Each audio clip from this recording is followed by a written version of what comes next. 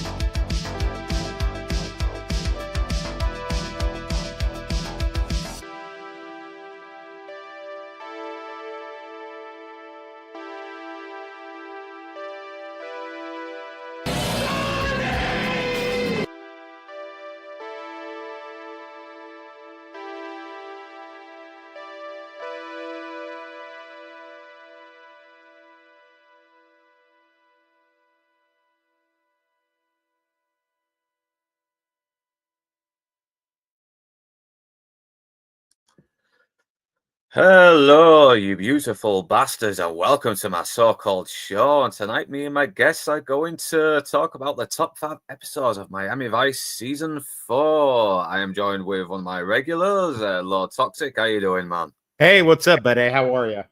Yeah, glad you could join me. I know I only just notified you today about it, and No, it's okay. It's I know okay. you had a lot to do, but yeah, glad to see you joining us. And another regular, good RT Tubbs NZ. How you doing, man?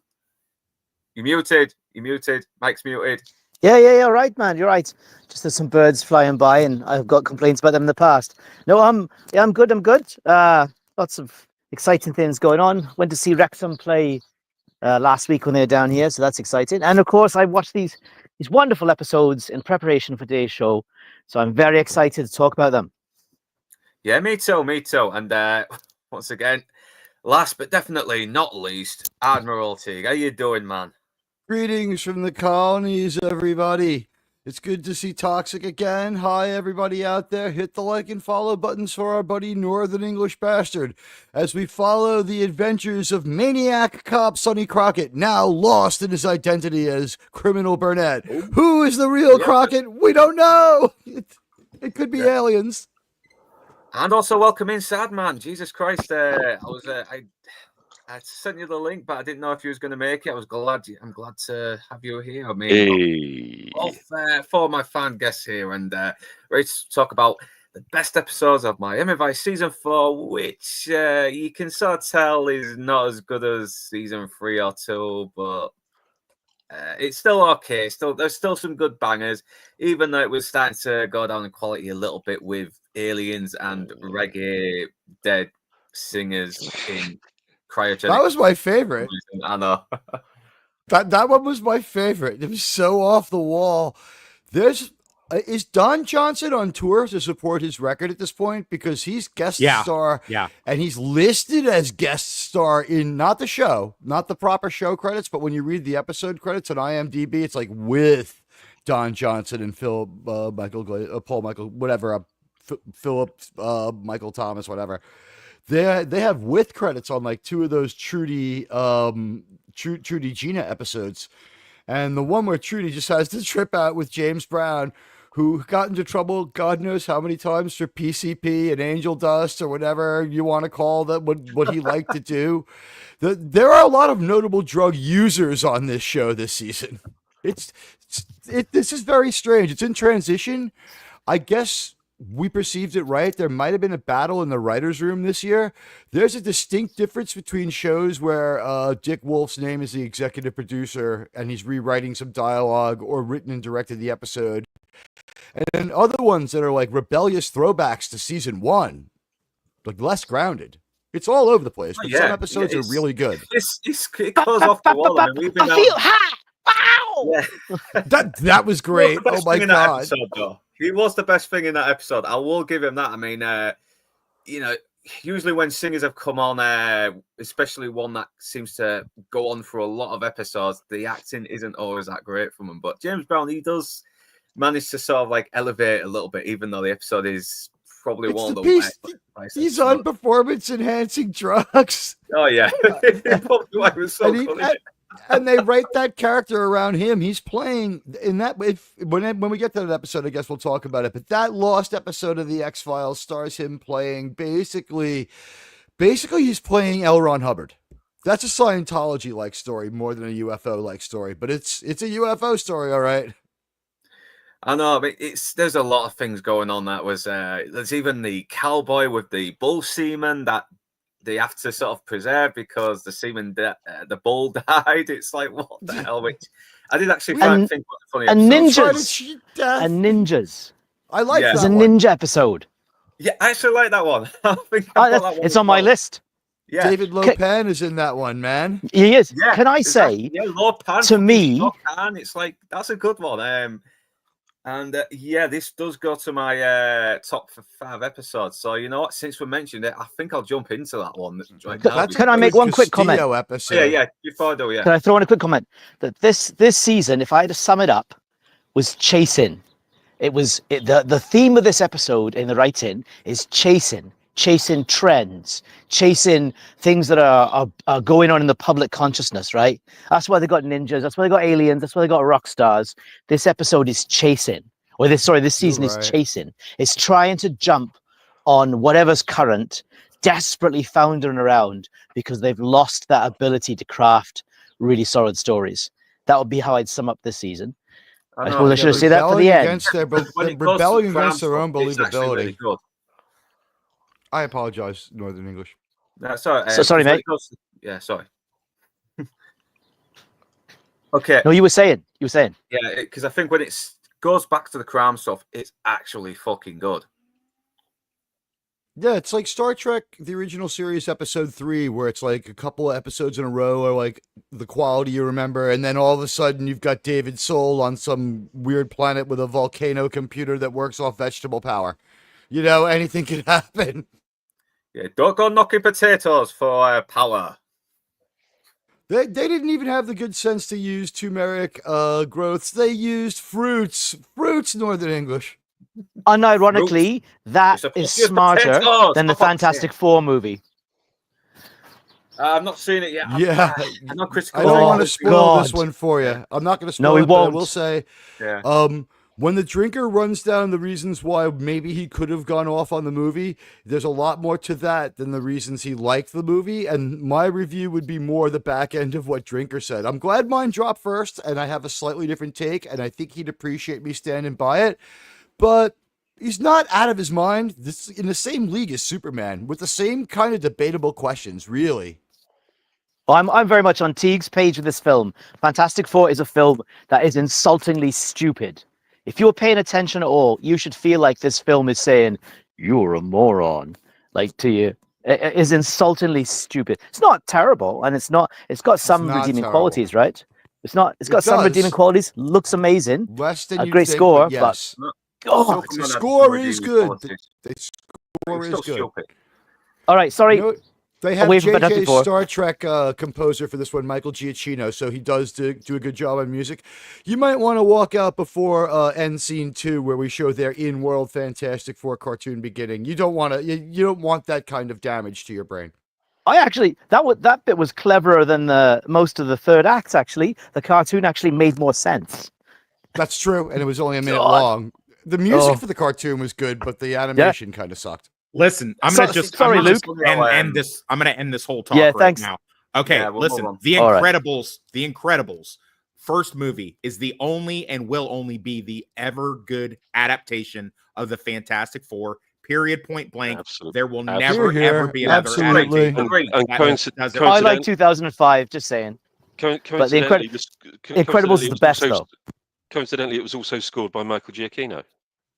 Yeah, Michael Incredibles? Giacchino's a good scorer. He's done The Interesting. Last Yeah. of Us. He's done the Mission Impossible movies. Did he? I think he did. Actually, yeah. The Batman.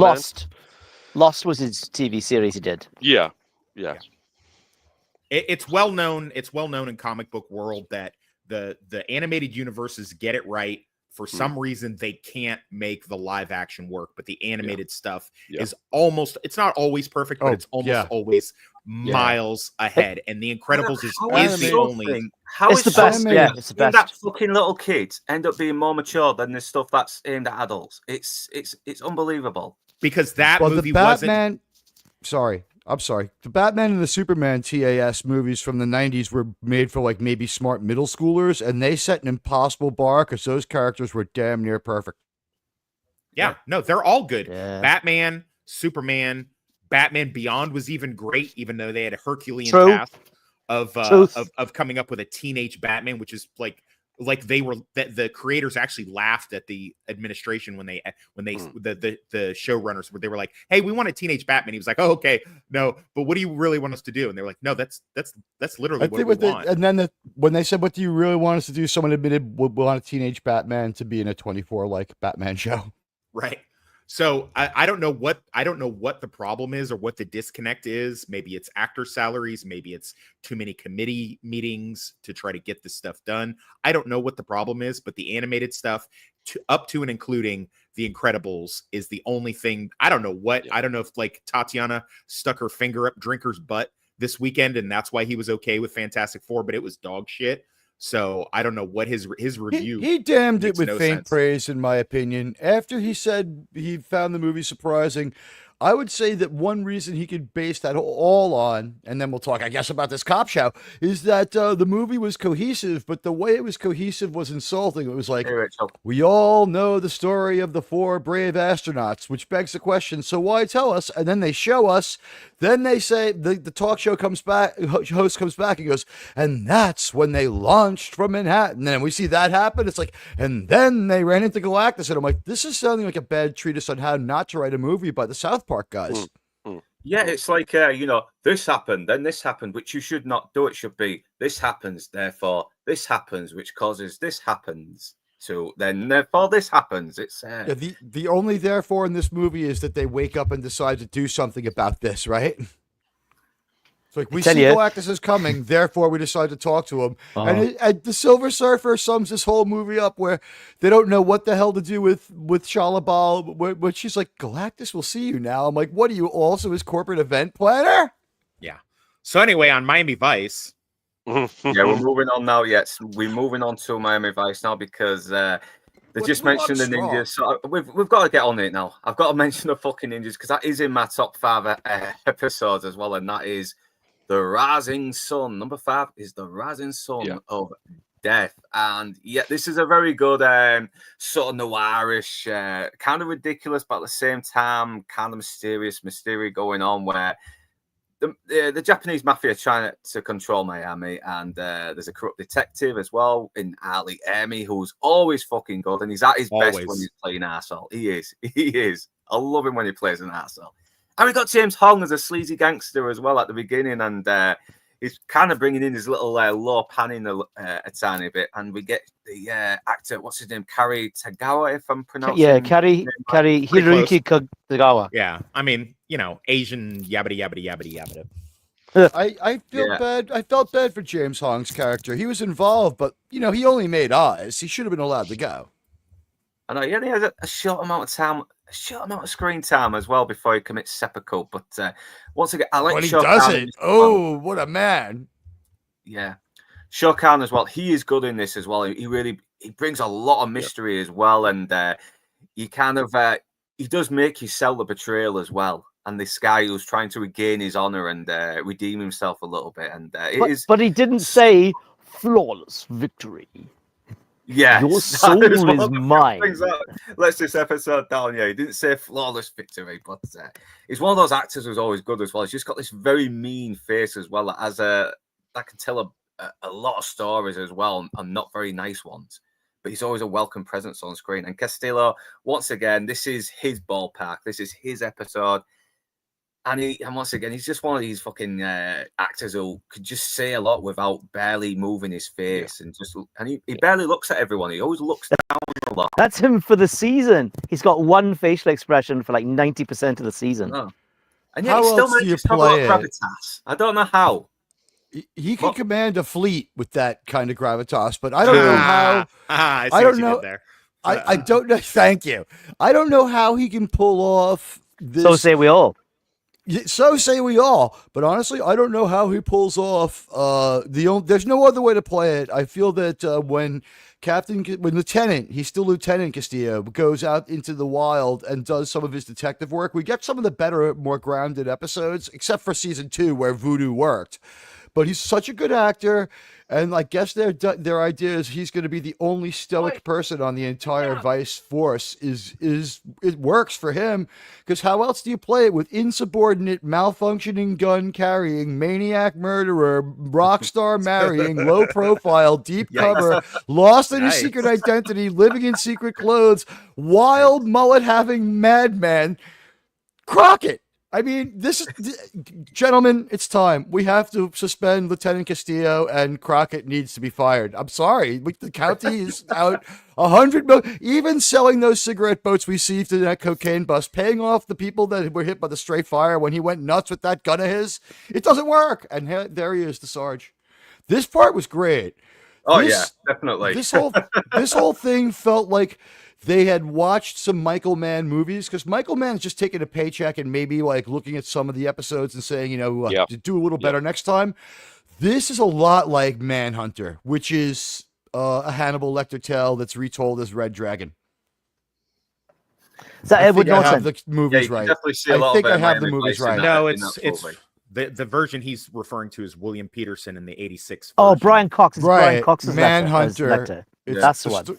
Right. It's retold as Red Dragon, but the one made by Michael Mann about a year or two before that. Well, yeah, 1 year before this is called Manhunter, and it stars William L. Peterson from CSI, and it's pretty good, but the movie is not. It doesn't land as solidly as Silence of the Lambs, and it gets swept under the rug. And I guess one of the things it has that no one else has is like lore accurate Hannibal Lecter, where he's gigantic. Here he is. Does anyone think that this episode was written about the Germans and then they thought more of it? Nah. No. I think they would jump in hard on the ninja craze. Yeah. Because Teenage Mutant Ninja Turtles would have been a thing by then, because they came out in 1984. They're also trying to pre-establish Castillo's, Asian, tutelage and things like that. Remember, we're not far away from, with a katana here soon. So he's a really terrible human. Tanaka's a terrible human being, though. He's part of the Yakuza. All of them are former war criminals, and we only look the other way so they can fight communism, which that's I guess real. is why. That's real, though. It's real. The Japanese industrialists of the 90s, a lot of them were former war criminals. That's completely accurate. That is. That's true in Germany as well. But yeah, okay. I mean, I'm not saying it's not this one is not non-grounded. I just thought that you could still the sword fight. Tanaka was that was a little off the wall. But yeah, that was a decent. Some of the do you sword recognize fight is Sato from Karate Kid 2? No, I did not. Agawa, the Japanese henchman, is played by the guy who played Sato in Karate Kid 2. He's sort of like the Yeah, the Did villain. the book Rising Sun come out this year too? Because there's a movie within 7 or 8 years that's just like called Rising Sun as well. I love that movie. Michael Snipes Crichton, and Connery. yeah. I love that movie. Yeah. And it's got Hiroyuki Tagawa in it as well. Great movie, does. that. Now, here we go. One of these guys will get the prize. The quickening not happening at the end of the sword fight. I mean, I love how it rained just for that. Come on. You got to have a sword fight in the rain, and you got to have like pointless blue and red lights around the place for some reason, but because it looks cool, it does. And flying kicks that go nowhere. Lieutenant Castillo shows up without even pulling his gat on 2 sword-wielding maniacs. I would have my gat in my hand. Maybe I wouldn't be pointing it at them yet because I have a ranged weapon and they don't, but I might be like, maybe you guys just want to calm down. What's the Chuck Norris movie where he fights Sho Kosugi? He would. Is that the Octagon? Because that had come out and done quite. There's a Chuck Norris movie where he fights Sho Kosugi as a ninja. It done very well. The Ninja Turtles were out. I tell you, when I say chasing, this movie is like, oh, Asian stuff is cool. Oh, ninjas are suddenly cool. I actually think this is on the canon trend. Really. Yeah, American Ninja. Sorry, you're right. Yeah, American Ninja. Michael Dudikoff. That come out. Is that 85 or 86? Yeah, about 85. Yeah. No, spot on, sad man.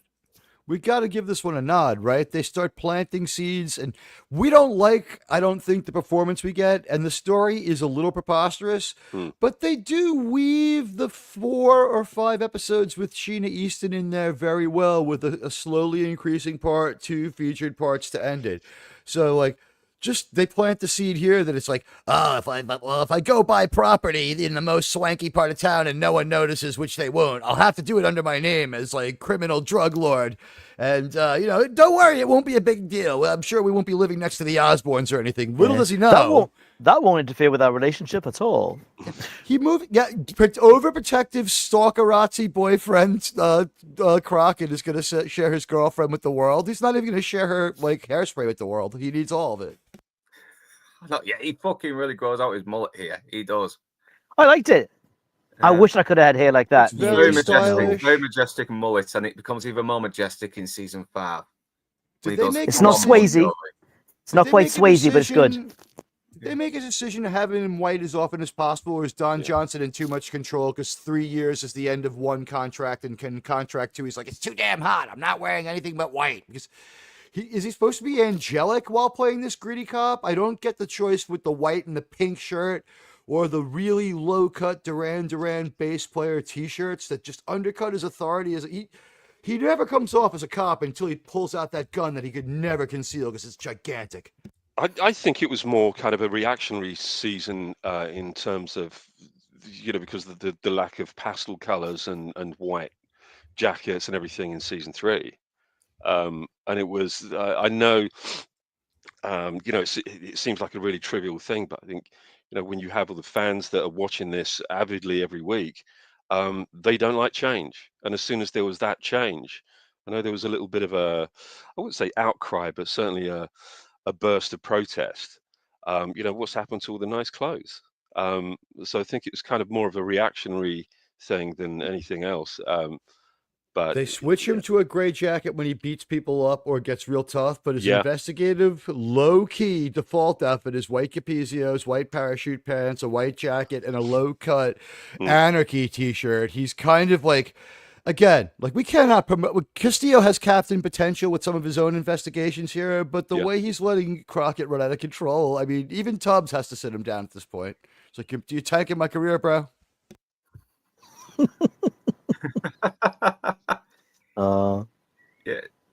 This is episode 3 on my list. So you've done well, Luke, because that's got 2 for the price of 1. Anyone else? Was this on anybody else's list? Almost. This is on my list. Just missed my top 5. This is on my list. Yeah. I also had this one as 3. So I felt interesting. The same way. There was too much good stuff going on. I like the Seppuku. I like the Yakuza. I like the historical connections. Dick Wolf gets named in this one. We mention a lot of stuff that's interesting. There's some good history in there. I liked that Castillo was taking the main investigative role, and we got to know. I like the episodes where we find out that it is a Miami Vice department and not the adventures of Crockett, who is getting lost in this character of Burnett. Yeah, good point. Yeah, because he does seem to be taking a lot of the attention in this series as well. I mean, when I was doing the intro trailer, I was looking for more stuff on Tubbs doing shit, and there was barely anything. It was mostly Crockett. It's like, is this season 4 is really And Trudy and Gina. There's like 3 Trudy and Gina episodes. One of them I had to bail on. It was too dumb. But Trudy and Gina are kind of turning into like this pre-woke sisterhood of like justice.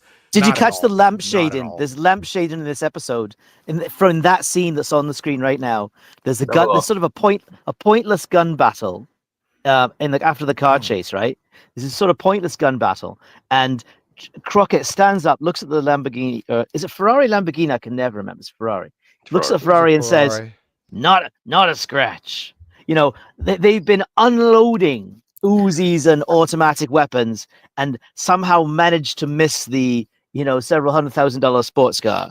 Yeah, I think that is a wry admission that they were kind of living in a little bit of a weird world here. Like they had to acknowledge that this was a little weird, especially when the alien episode is what, episode 5, episode 4?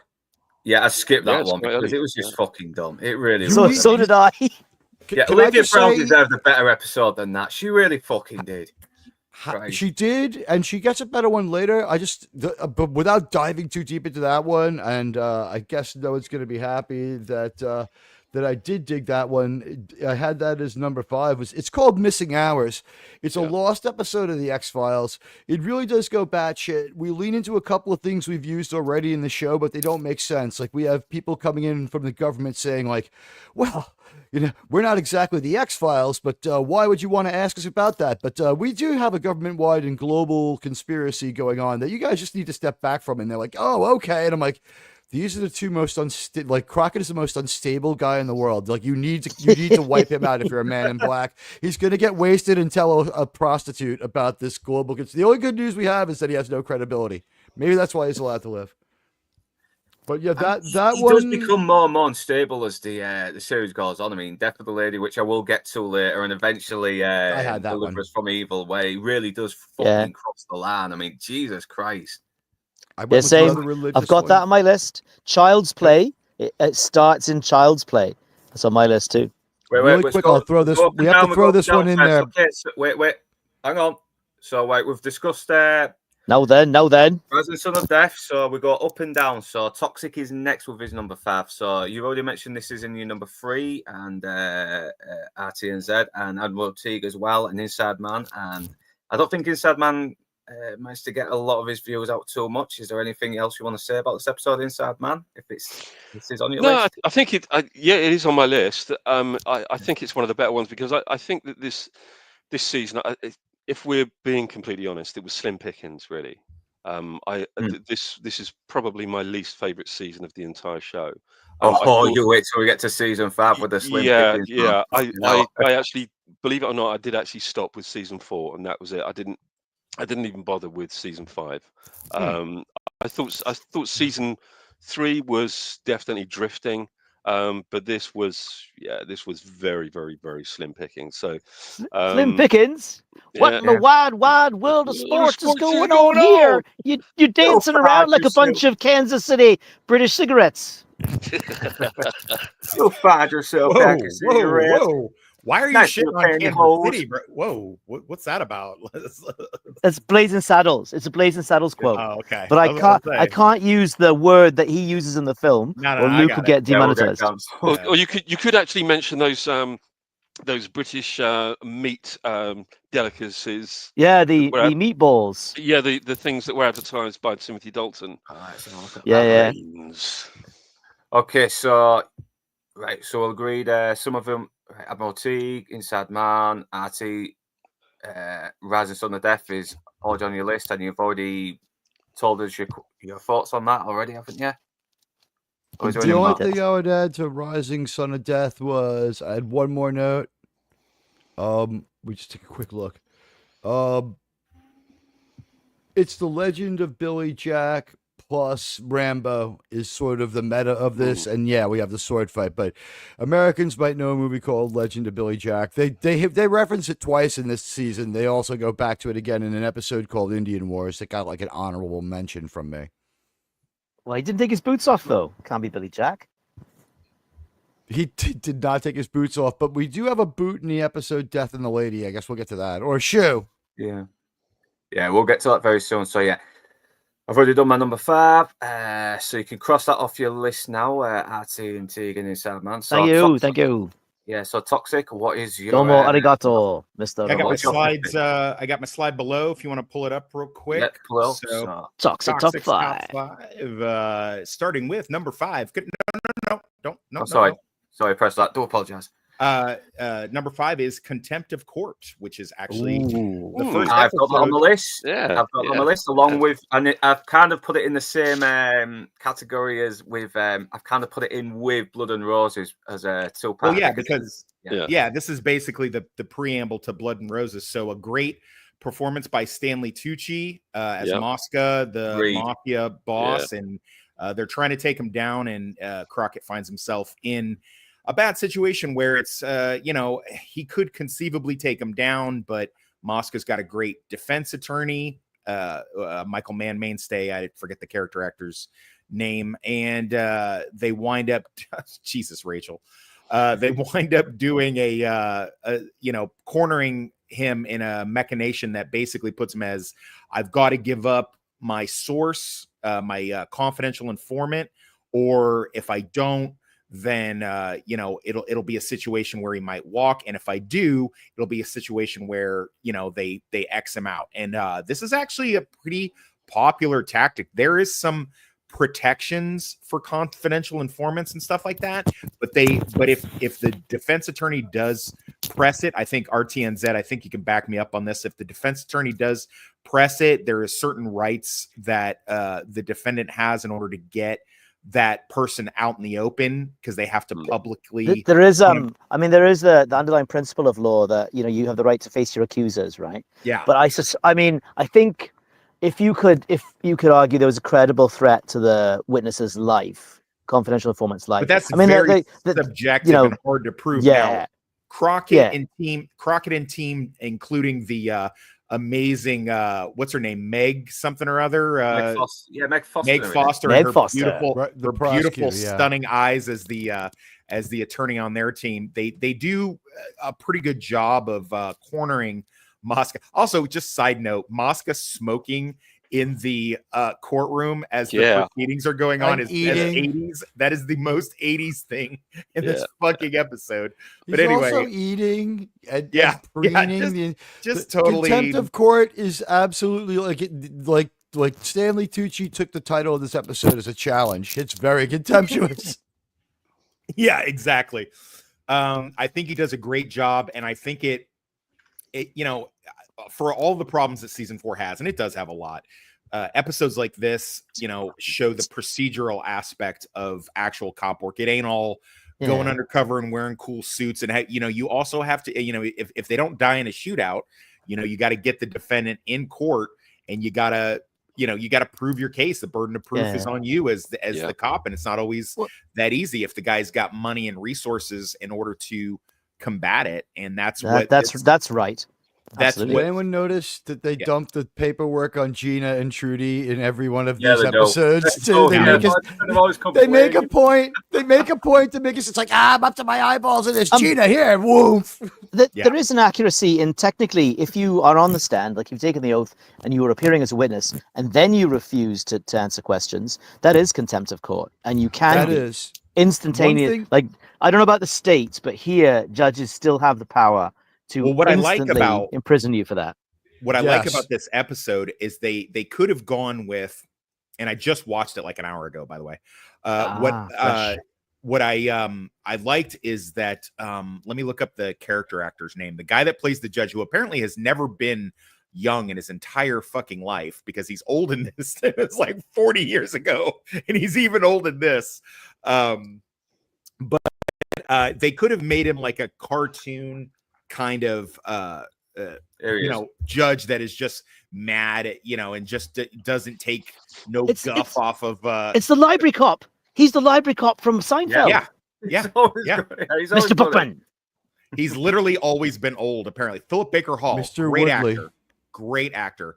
But what they could have done with this is made him kind of anti-cop and, done that whole generic, I'm not going to listen to you, young, and you guys are, but he's actually sympathetic to, he actually feel like when he gives the sentence, hands it down and says, hey, I'm sorry, detective, I'm going to have to hold you in contempt. And he even gives Crockett a couple different outs, and Crockett, being the stubborn bastard that he is just, he doesn't look for another way or ask for, some kind of conference with the attorney, which is what he should have done. There you go. And then he winds up, he is a great actor.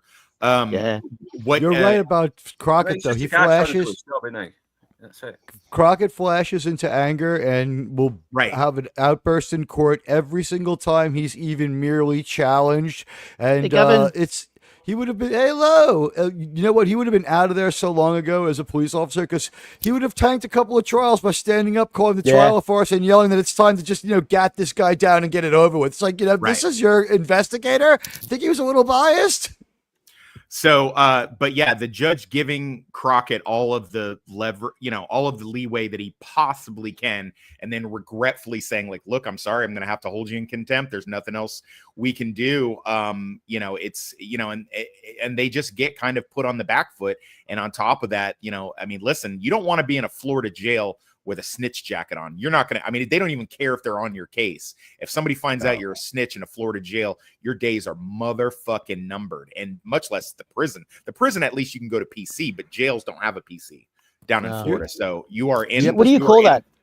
What do you call that? We call that remand. Custody? We call it remand here.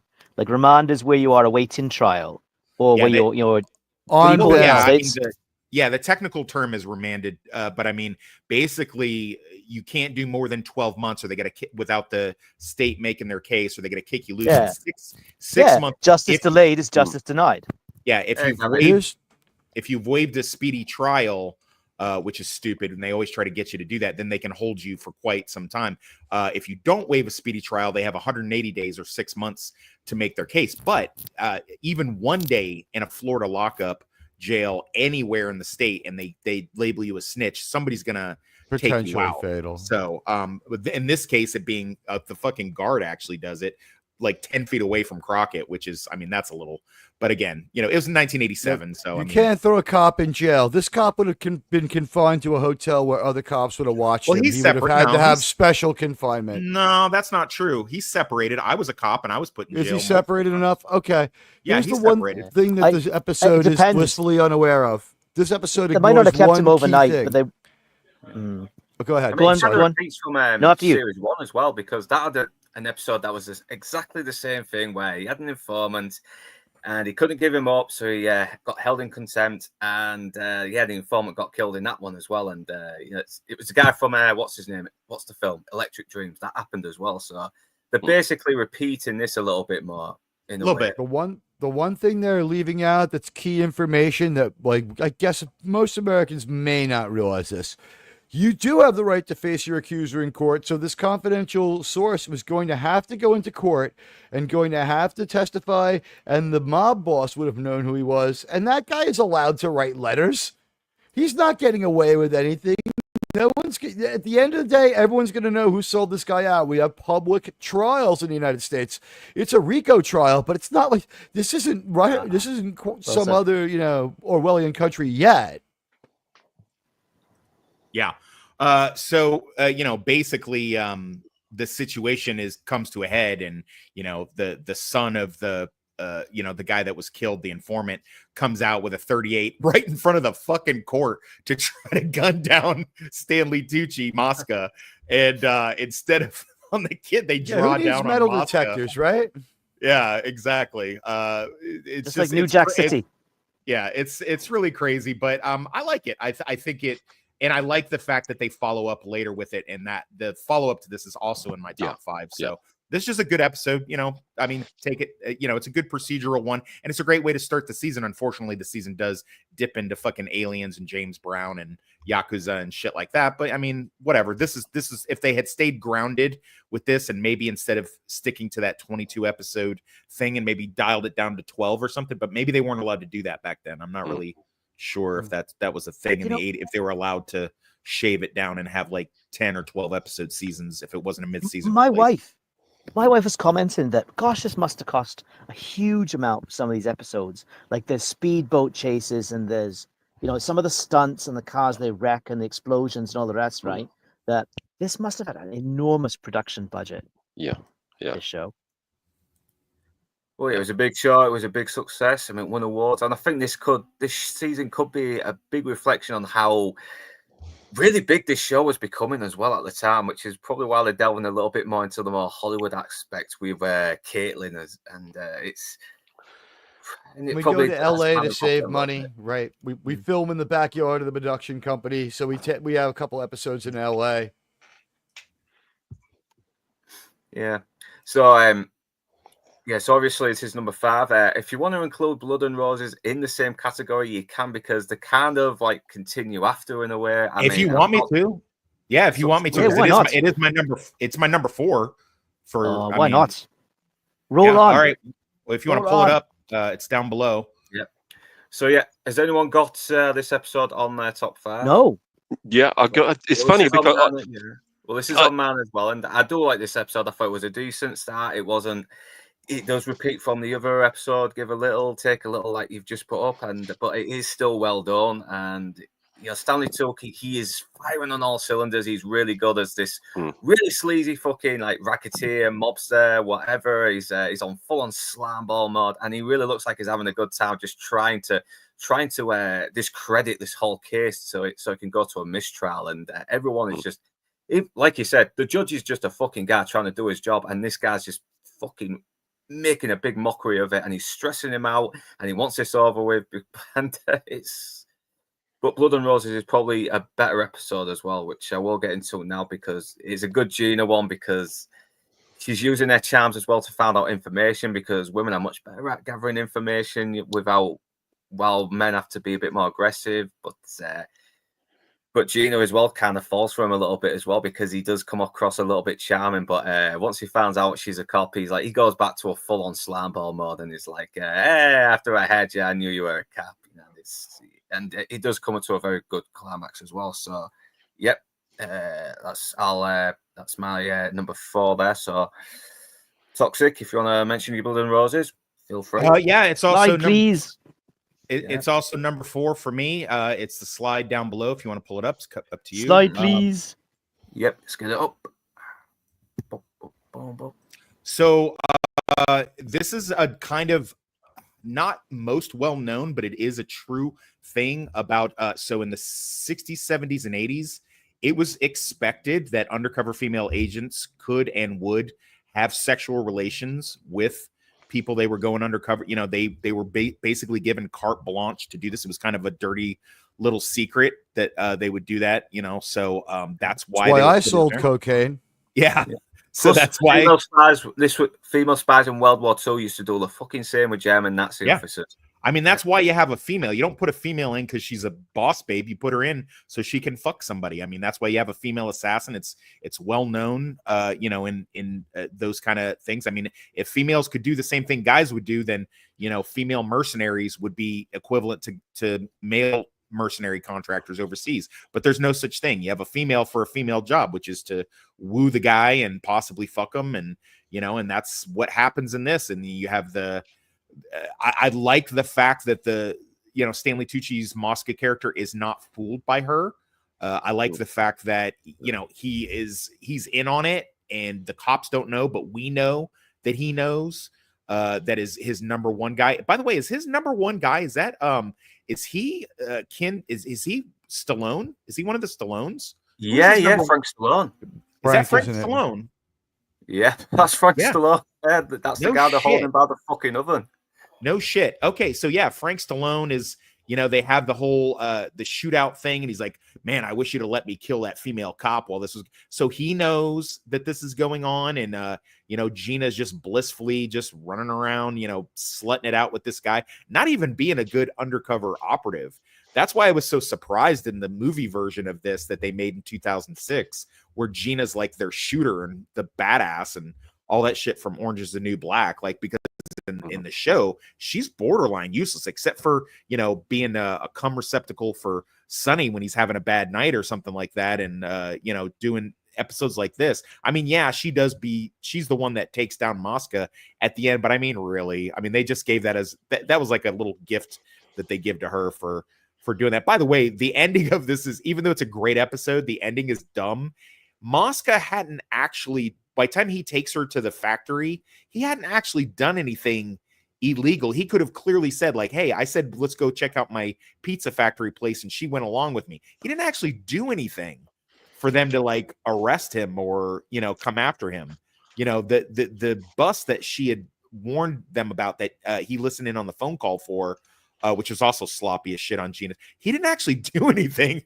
Like, so he could have just easily, but he doesn't, and he pulls his gun out and then, you know, makes it so, you know, he has to get shot. So this is kind of fucking lazy writing on the tail end of that, but whatever. I mean, True. I guess they just had to wrap up that character, but it's still, like I said, it's good enough to be in my top 5. I mean, it is kind of slim pickings in this season. So Blood and Roses, for those reasons, is my number 4.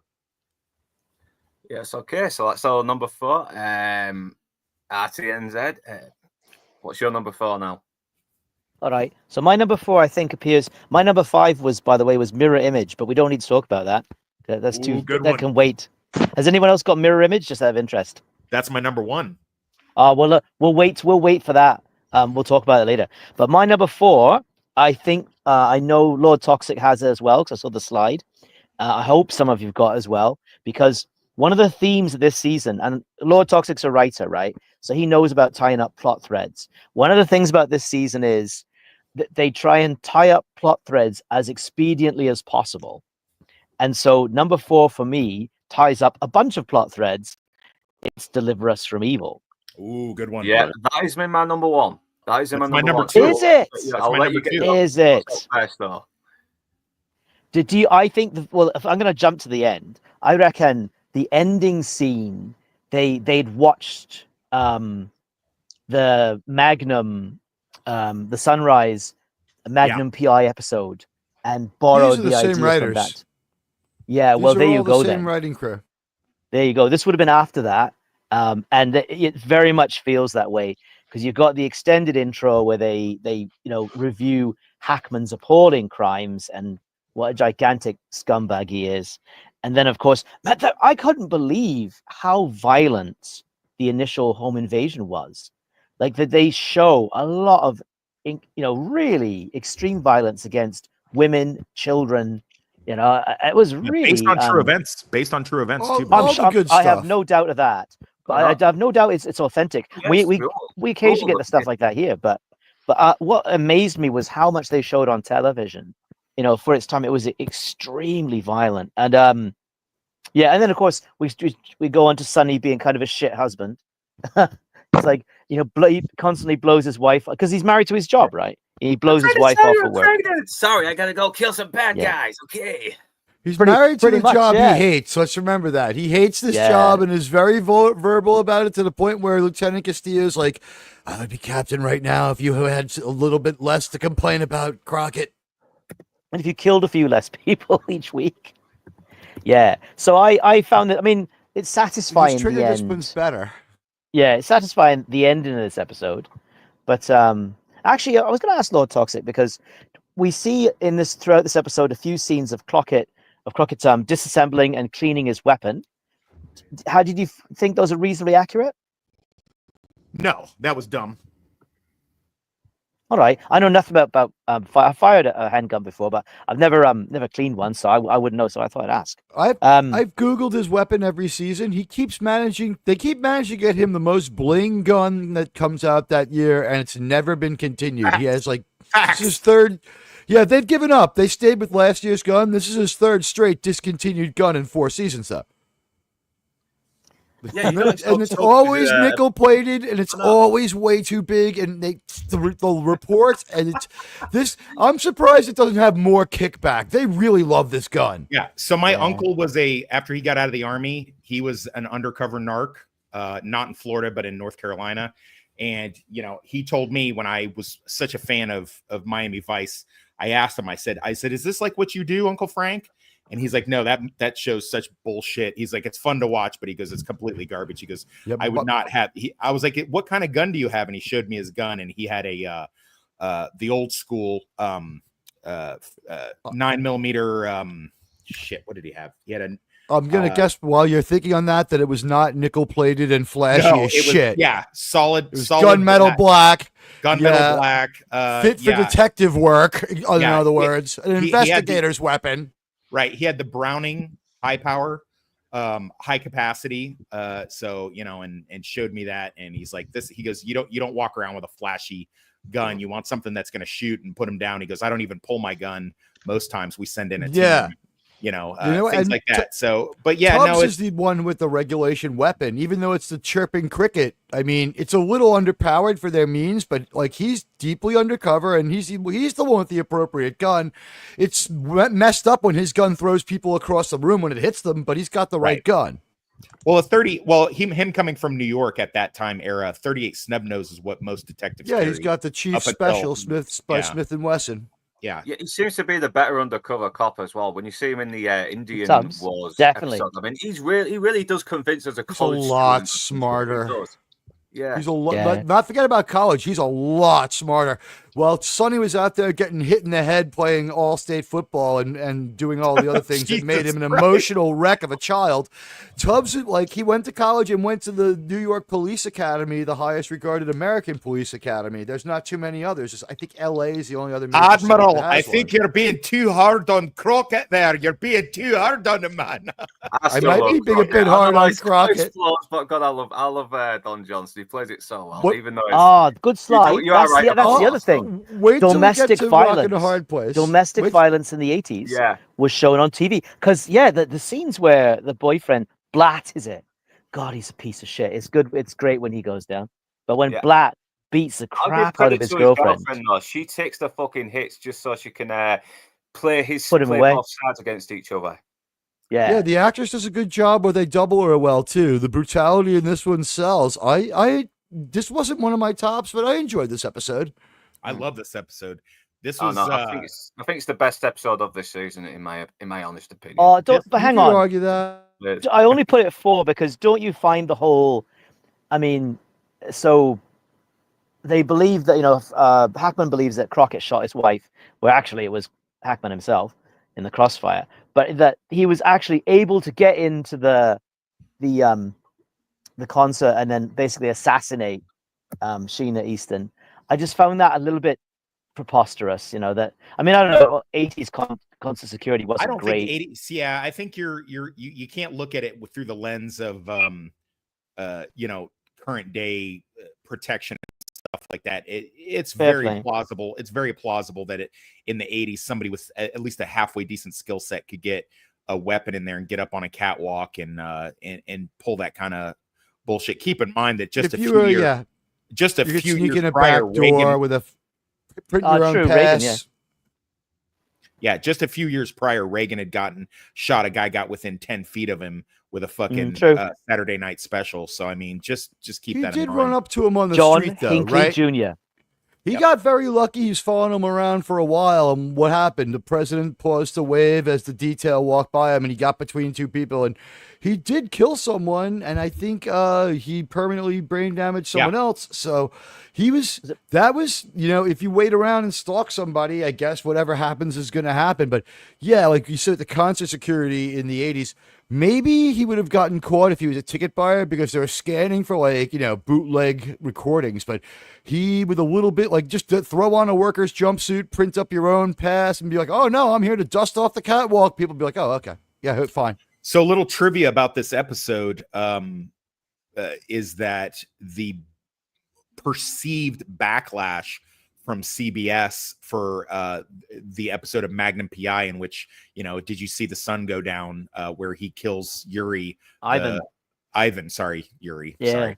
Where he kills Ivan at the end, an unarmed man, in cold blood. So the perceived backlash, not the actual backlash of it, the studio was like, let's give him an out here. So you do see that the Hackman's got a pistol on him when Crockett walks away in the wide shot of him laying there or whatever. In retrospect, a lot of people were like, that was dumb. They shouldn't have done that. The creators of the show were like, they forced our hand making us do that. it's a whole fucking Greedo shot first type justification. But I'll give you one better that is a really cool trivia bit. Go on. Now, Crockett says to Tubbs in this episode, he says, when a cop crosses the line for vengeance, I figure he's only got about a year left. 1 year to the day of this episode is the ending of Miami Vice. Ooh, So, good yeah. catch. Yeah. Spooky. Whoa, creepy.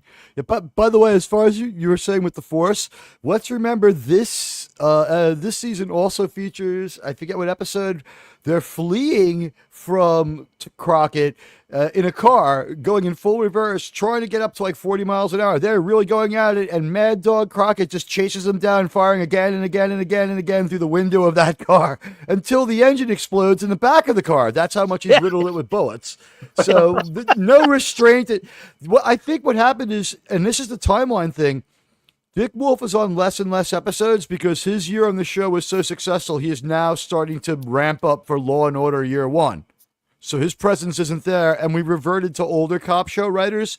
And I think what happened was maybe there might have been a fight to control the direction of the show and make it more grounded, because gone now are the crowded offices. Gone now are the people having meltdowns in the police office like you should have in a real police office. It's empty again. There's times when there's no cops in the office. In the episode where Trudy gets kidnapped by aliens or whatever with James Brown, she gets to work and she's just the first one there. Don't you not work a 3-shift detective? We're supposed to buy this in major city. We don't need vice cops at night. We come in the morning. The hell? Toxic, where did you rank this one? Because this is my 4. Where is it on your list? What, Deliver Us from Evil? Yeah. Deliver Us from Evil is my number 2.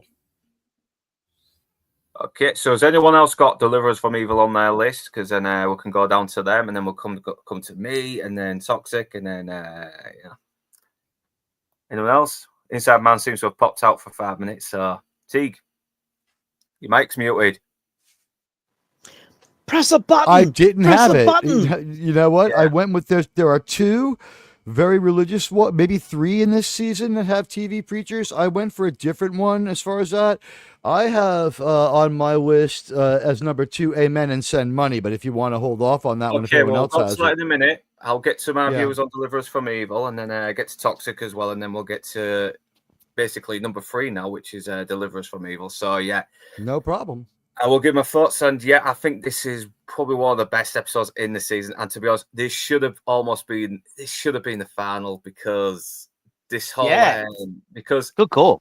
Crockett has basically crossed the line here, and it has been set up, especially in season 3, when he was assaulting the guy who was apparently falsely accusing Hackman of being guilty when he wasn't, and he was Hackman's friend. And then we saw earlier in Death of the Lady, where he was slapping the fuck out of the snuff film artist guy, and and now he's just had his wife killed, and he's found out that she was pregnant as well. So this really has just added more to Crockett's mental instability, for lack of a better term. And this should have been maybe Crockett's last episode for a while, and then he's crossed the line. He can no longer be a cop.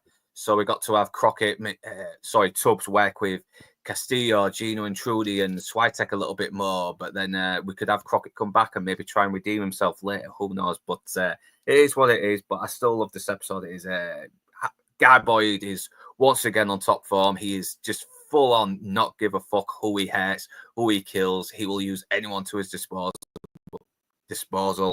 He's a true psychopath, and he really does play this part really well. And it's a tragic episode that does make you really sympathize for Crockett, because he's basically tried to be the good guy, trying to save the world, and all it's done is just cause him more pain and more heartache. And yeah, that's my thoughts. I will move on to Toxic, since he's got this on his list. Which one now? Deliver Us from Evil. Yeah, no, it's my number 4. And I like it for all the reasons that everybody else likes it. I like the trivia that I've looked up for it. I remember thinking, because I didn't mature enough to watch Magnum PI till after Miami Vice. So Miami Vice was like 6 or 7-year-old Toxic, maybe. I think that'd be about right. 6, 7, 8-year-old Toxic. And then 12 and 13-year-old Toxic was watching Miami Vice, or excuse me, Magnum PI.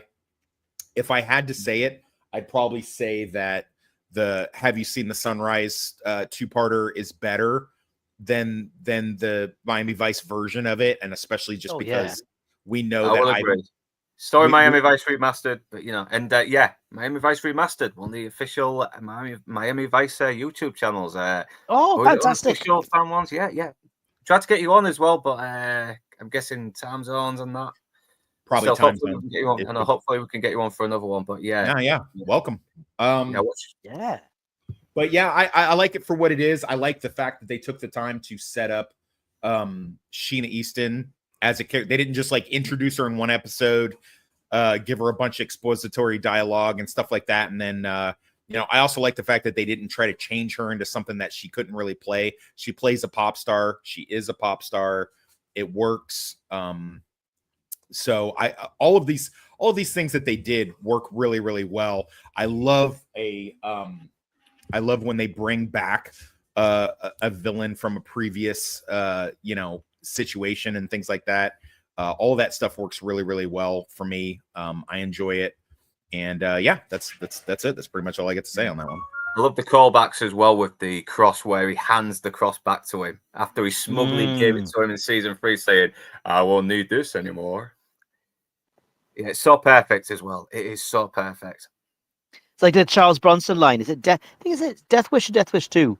Charles Bronson, I see you believe in Jesus. Yeah. Well, you're gonna meet him. I see you believe in Jesus. You're gonna meet him. You're gonna meet him. My father loved that line. Yes. Anyone else has Deliver Us from Evil on the list? Inside Man, I don't think. Are you still here, Inside Man? I think he's fucked up. He had to pop out for a bit. He said he'd pop back in, so yeah. He's AFK. Yeah, we'll have to rush his other picks. So we've mostly picked We've mostly gone through like 3 of our picks now already, haven't we? Yeah. Damn, man. Okay, so... Your stream, your rules. What are we doing next? Your rules. What are we doing next? Okay, so Admiral Tig has already done his 3, so yeah, back to the top. I will do with Death of the Lady, which I always like it when Miami Vice goes full on noir and dark and creepy and moody, and this does a good job, even though it's kind of doing a Vice Squad going after a snuff film, which they probably wouldn't realistically, but it's still, I still do enjoy it. I mean, Kelly Lynch is still very gorgeous in this movie, and there is some good twists and turns because you don't know if Crockett is going crazy, because every time it looks like this artist guy might have killed her, it turns out, this woman's still alive, but there's other evidence to suggest that this girl is dead, and it's really unsettling to watch, especially with the artist guy played by, let me get his name, Paul Guilfoyle, if I'm pronouncing his name right. I mean, and he's like one of these proper dark, pretentious artists who probably sees CSI. Everything. Yeah. He turns up as a captain in CSI much later, right? Yeah, and he's very creepy as well. He's like proper pretentious, but very sadistically pretentious in a way.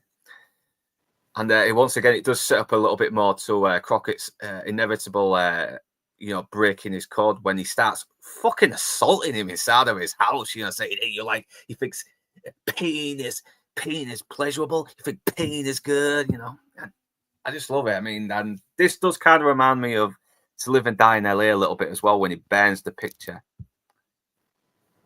And yeah, recycled shot as well from season 3, which was lazily edited in. I don't know why they didn't do a shoot with Don Johnson's latest haircut at the time, but it's there. But I do like it. Has anyone else got this on their list? I absolutely do. This is my number remember one. This episode, to be honest with you. This is my number one. Okay, so is anyone else got Toxic mentioned it on your list? Luke, there's a message in private chat you should look at from Inside Man. Yeah, let's have a look. Where are you, man? Yeah, but Teague, while Luke's looking at that, tell us why you like this so much. Yeah, he's got an emergency, so yeah, he's got to get to the hospital. Yeah, so hope it's nothing too serious, man. I hope you're okay. Yeah, you're okay. Very. I'll message him later. Toxic. Yeah, so Toxic, did you say you didn't have this on your list, or did? No, I not only do I not have it on my list, I don't even remember this episode. I didn't know Kelly Lynch was in the show. Oh, no, she's in this. She's looking great. I had this one as my number one. I thought that this was sort of like the artist. What was his name? Mitchell Glantz or whatever his name was supposed to be. He was sort of. It seemed like they had turned him into photographer, but it was sort of based on Liam Neeson's Deadpool character, which I think is out there at this point, right? Definitely. Is it 88? Isn't it? Dirty Harry Deadpool, or is it 87? Maybe you're 88. right. It might be an 88. accident. I saw that in the cinema. So Miami Vice did it first. Okay, yeah, me too. This one has. We're old. We are. Right. This one has Albert Molina. He refuses to throw back the whip. He just fucks off with the idol, and he gets his. Oh wait, I'm sorry. That's Alfred. That's the one. Alfred that's Molina. the big flaw. That's the big flaw has Alfred Molina. Sorry. So Death of the Lady. It's kind of thoughtful, and I think it's considering the Black Dahlia case, where one angle was artist Man Ray was the person who had killed this woman, but my God, does Kelly Lynch look great? And I guess another girl in the industry, as they say, that Crockett takes one look at, and he's ready to throw away his whole career, his life savings, and anything but his rotten attitude to be with. He just absolutely loses it when she pulls that wig off, or does she? It's sort of up to us whether or not that's his revelation, or she pulls off her wig, because there's a sequence. And this one is a murder, but the thing is, there's a little bit of jurisdictional stuff going on. They're the first cops on this case. They're working it from the Vice angle. They're entitled to be there in a police department kind of way, but like in another episode, the homicide cops tell them to take a walk, and that's how it kind of works in most police departments. But yeah, here's the reveal. And also in this is Penelope Ann Miller as the sister, I think it is, of the victim. And we find out what there's a couple of real dark twists in this one, and if I remember correctly, Glantz just he gets away with this one because what was the deal? She was already terminal, so she made the movie so that everyone could have money. Yeah, she was dying, so fuck it, kill her on camera. It doesn't matter. She's out of the way. She's consented to it. He gets away with it. And she doesn't have to go through whatever the end stage of her problem was. So it was a good episode.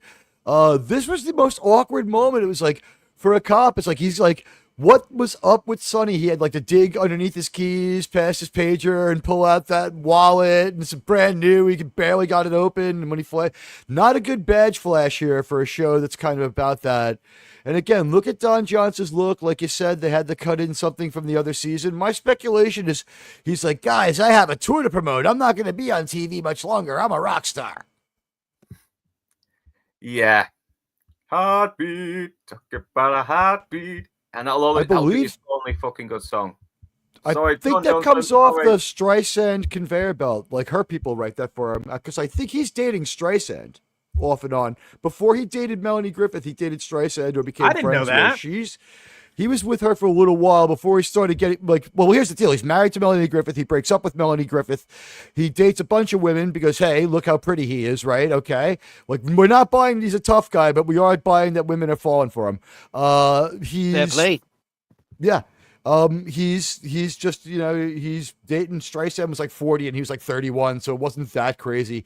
And I think like either they remain friends or like he was in touch with her. Like, was hot. People. No, Streisand was hot in the 80s, bro. Yeah, no, she was really good looking. Kind of a bad hair, but everyone had it. His hair was better than hers, but I think her people help him roll that off the assembly line. He mentions her in Like a Hurricane when he's talking about have you heard of this Caitlin, whatever, blah blah blah. He says, I heard of Barbara Streisand. That makes that line a bit ironic now. Have you heard of the Streisand effect, where we tell you that I'm not supposed to be an undercover cop, but everyone looks anyway because we've told you not to pay attention? I still remember to this day going to school in the morning and his song came on and the DJs on the WRMF channel that was playing it, they said, hey, we got a clip from Eddie Murphy talking about Don Johnson's new single. And Eddie Murphy gets on there like, hey, Don, just remember, you only get one. Us actors only get one hit, and then that's it. So don't be thinking you're going to be a rock star now, Don Johnson. So it ain't going to happen. Just keep on with your show. It just really took the piss out of him. Oh, my God. It's like Eddie Murphy was here. He knew firsthand. Eddie knew it. Oh, my God. You've got to take that on the stage now. You've got to go do that. Got a stand-up routine as Eddie Murphy. You know, Eddie Murphy as a white man in his early 40s. That's brilliant. Late 40s. Thank you, but late Oh, 40s. that's the talent that is. Oh, you got to do some streams like that now. I will. Yeah. Oh yeah, RT, you had this on your list as well, didn't you? Nope, not even close. I saw the word snuff in the title, in the description, and said, nope. That's snuff from me. Yeah. RR was like, hey mate, I've started enough snuff films myself. I don't want to watch them on TV as well, do I? That was terrible. That was a terrible New Zealander accent. That was awful. That was awful. It's been a long time since I watched Flight of the Conchords, so you'll have to just forgive me. I don't have a New Zealand accent, but I've only seen the first series. I need to watch the second series because this first series was fucking incredible. Funny. I don't know why I didn't continue it. The funniest sketch show that just with no laugh track just ever. I would watch 20 seasons of that show, but you know what? They ended it with 2, and it's fucking great. Do you know that the guy Brett McKenzie was in Lord of the Rings as one of the elves? I did not know that. And he won an Oscar because he wrote the song "Muppet or a Man" for the Muppet film a few years ago. He won the Oscar. I did not know that. But did you know that their one fan, the stalker chick, is the voice of Louise on Bob Burgers? No, I did not know that. So yeah, she's great. Every time I hear her voice, I think of her from Flight of the Conchords. But anyway, Miami Vice. Would that make her Joan of Arcadia as well? I don't know. Yeah, look how hot she is. I'd watch a movie where someone blew her away. If I can't have her, at least she's dead, right? In the Drinkers Roadhouse review, he says, Kelly Lynch is gorgeous, completely gorgeous in this film, and that's all you need. That's all you need. I love that. Her acting's not terrible, but like her gorgeousness makes up for any flaws. Maybe her best movie is the one with Russell Crowe. Is she in Stranger Days? What's the movie she's in where she's kind of like a cop or working with the cops? I don't know. Wait, isn't she has a couple? Are you talking about you talking about the Denzel Washington Strange Days virtual reality? That's movie? Ray Fiennes. No. Stop throwing out. Listen, stop. Virtuosity. Virtuosity. See, that's the problem when someone's trying to come up with a thing. People start throwing out all these random names of shit, and it just gets you all derailed. Like, so you got to be like, nope, stop. Let my brain grasp it. Yeah, Virtuosity. She is in fact she is a cop. Is she a cop or is she a? I think she's a cop in that unit that kind of creates the AI criminals to invest, like the Bureau of Crime Convention technician sort of cop. She's a future crime tech, but she's like maybe a badge worthy cop, but like she's not out there making arrests. Do you know who played her daughter in that? Who? No. Kaylee Cuoco from Big Bang Theory. Yeah. Wow. And also in Charlie's Angels, she looks great. Still. Yeah, she looks great. She looks good. Yeah, Charlie's Angels. I think that was the last time I saw her in anything. Yeah, she was hot. Charlie's Angels, and yeah, that was the last movie that they let Demi Moore completely destroy, right? I thought she was great in that. What are you talking about? Yeah, she's hot as she is, but she wasn't bad in it. But there's a thing called The Curse of Demi Moore, and the movie like it underperformed. And when they asked the cast, what did you think about having Demi Moore in your movie? Like they all minimized it. They're like, oh, well, she's only in there for a few minutes. A few good men would like to have a word with that theory, my friend. But the G.I. Jane trained G.I. Jane has better things to do. He's got to take the shards of Narsil with him to the to Gondor. For the record, I don't think Kelly Lynch is hot. I don't understand that 80s tall, statuesque, no titties, flat butt thing. I don't dig that. Well, she's got the upgrades by the time we get to Roadhouse. Virtuosity. Yeah, she's got them in Roadhouse. No. That cross-eyed slut that was Brad Wesley's side piece. She was way hot. I like that full-figured Barbie doll shit. She's au natural, that woman. Yeah. That physique was natural, whereas, as you say, upgrades for Lynch, but oh well. I would do a lot to have a girlfriend as good looking as Kelly Lynch. So Lynch fell victim to the same thing. All these light-skinned blonde or ginger 80s and 90s actresses did. She was a heavy smoker, so that takes a fucking hard toll on it. It takes a toll on anybody, but it takes a hard toll on women, especially if they're of the lighter skinned and light hair persuasion. It totally mummifies them by 40s and 50s, like unless they get some serious work done. No, I like that. He mummifies them. Nice. That's a great visual metaphor. Brilliant. Dr. Pulaski from Star Trek. You see her in early Star Trek, and she's gorgeous. And when you see her in Star Trek: The Next Generation, it's like, oh, you smoked a lot of cigarettes, lady. She fucking is. Yeah, she really is in that one. And then she fucks off for Gates McFadden again, who was actually kind of a bit. She was kind of middle aged, but she was still kind of hot back in then. I think they all believe I think they all believe they have enough money to invest in Epstein children blood farms and shit like that. But I mean, that's like, since Epstein went down, that's harder and harder to get to those children's DNA lab shit that they do to keep them young forever and shit. So it really takes a fucking hard toll on a lot of these women. I mean, yeah, somebody like Demi, who's invested a lot of money, she can afford it. She still looks good in Landman. But I mean, yeah, she does. It's a little hard to buy in Landman, though. We see Ali Larder, you see Elizabeth Randolph, what is her name, Michelle Randolph, and then we see Demi Moore. And yeah, she doesn't look terrible getting out of the pool, but she's 63, and John Hamm's like, he's just like drooling, and he's like, my wife's the most beautiful woman in the county. Like, yep, she's Miss Texas, 1963. John Hamm and I were born on exactly the same day. You share day for handsome men to be born. You share how many birthdays? Well, Chuck Norris was born the same day as me, but a few years earlier. I don't think Chuck Norris was born. He was enveloped when the sun was hit by an asteroid. He was created from that, I think. Yeah, that's more like Chuck Norris said, "Let there be light." Yeah. No, Chuck Norris fell down from heaven to show us fucking awesomeness. Ah, well.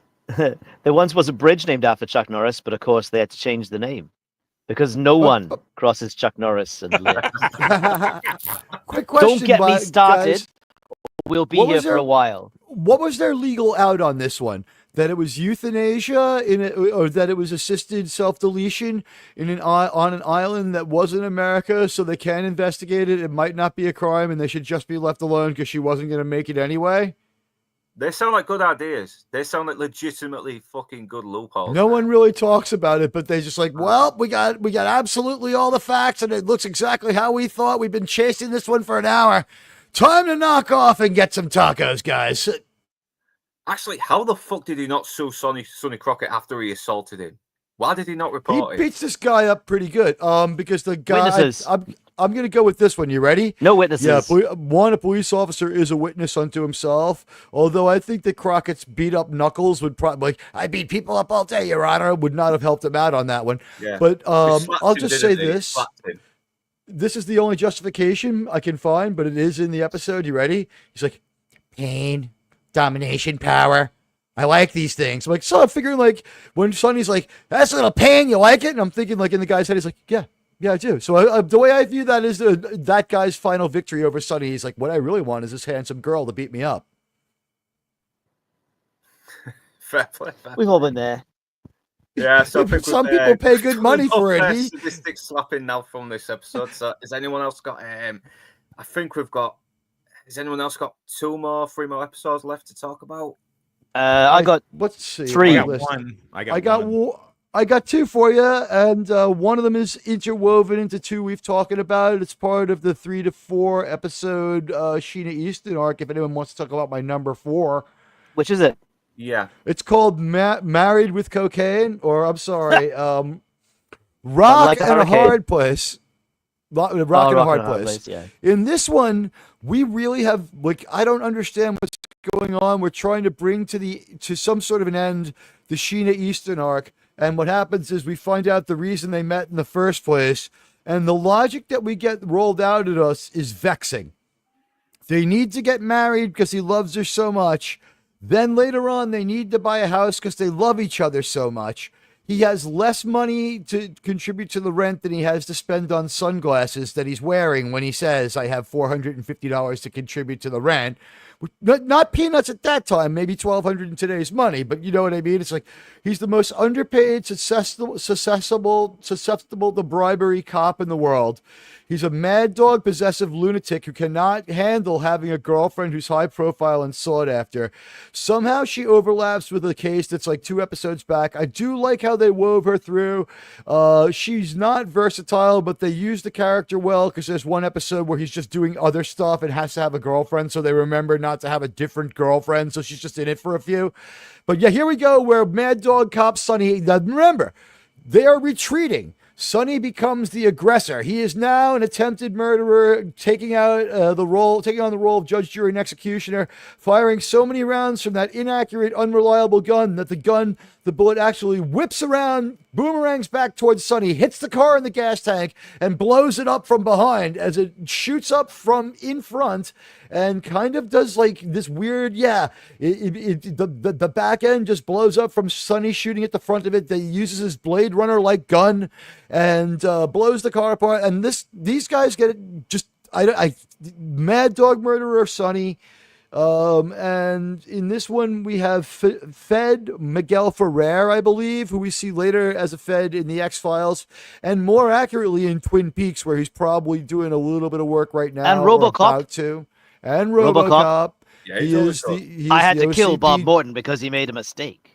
Now it's time to erase the mistake. It's fantastic. It's me, your buddy, Dick Jones. And yet here she is. This is about as reactive as she gets. And one thing that ran through my mind during this episode, guys, forgive me for this one, but if you weren't alive in the era, you may not remember what this term means. RR, maybe you could help me.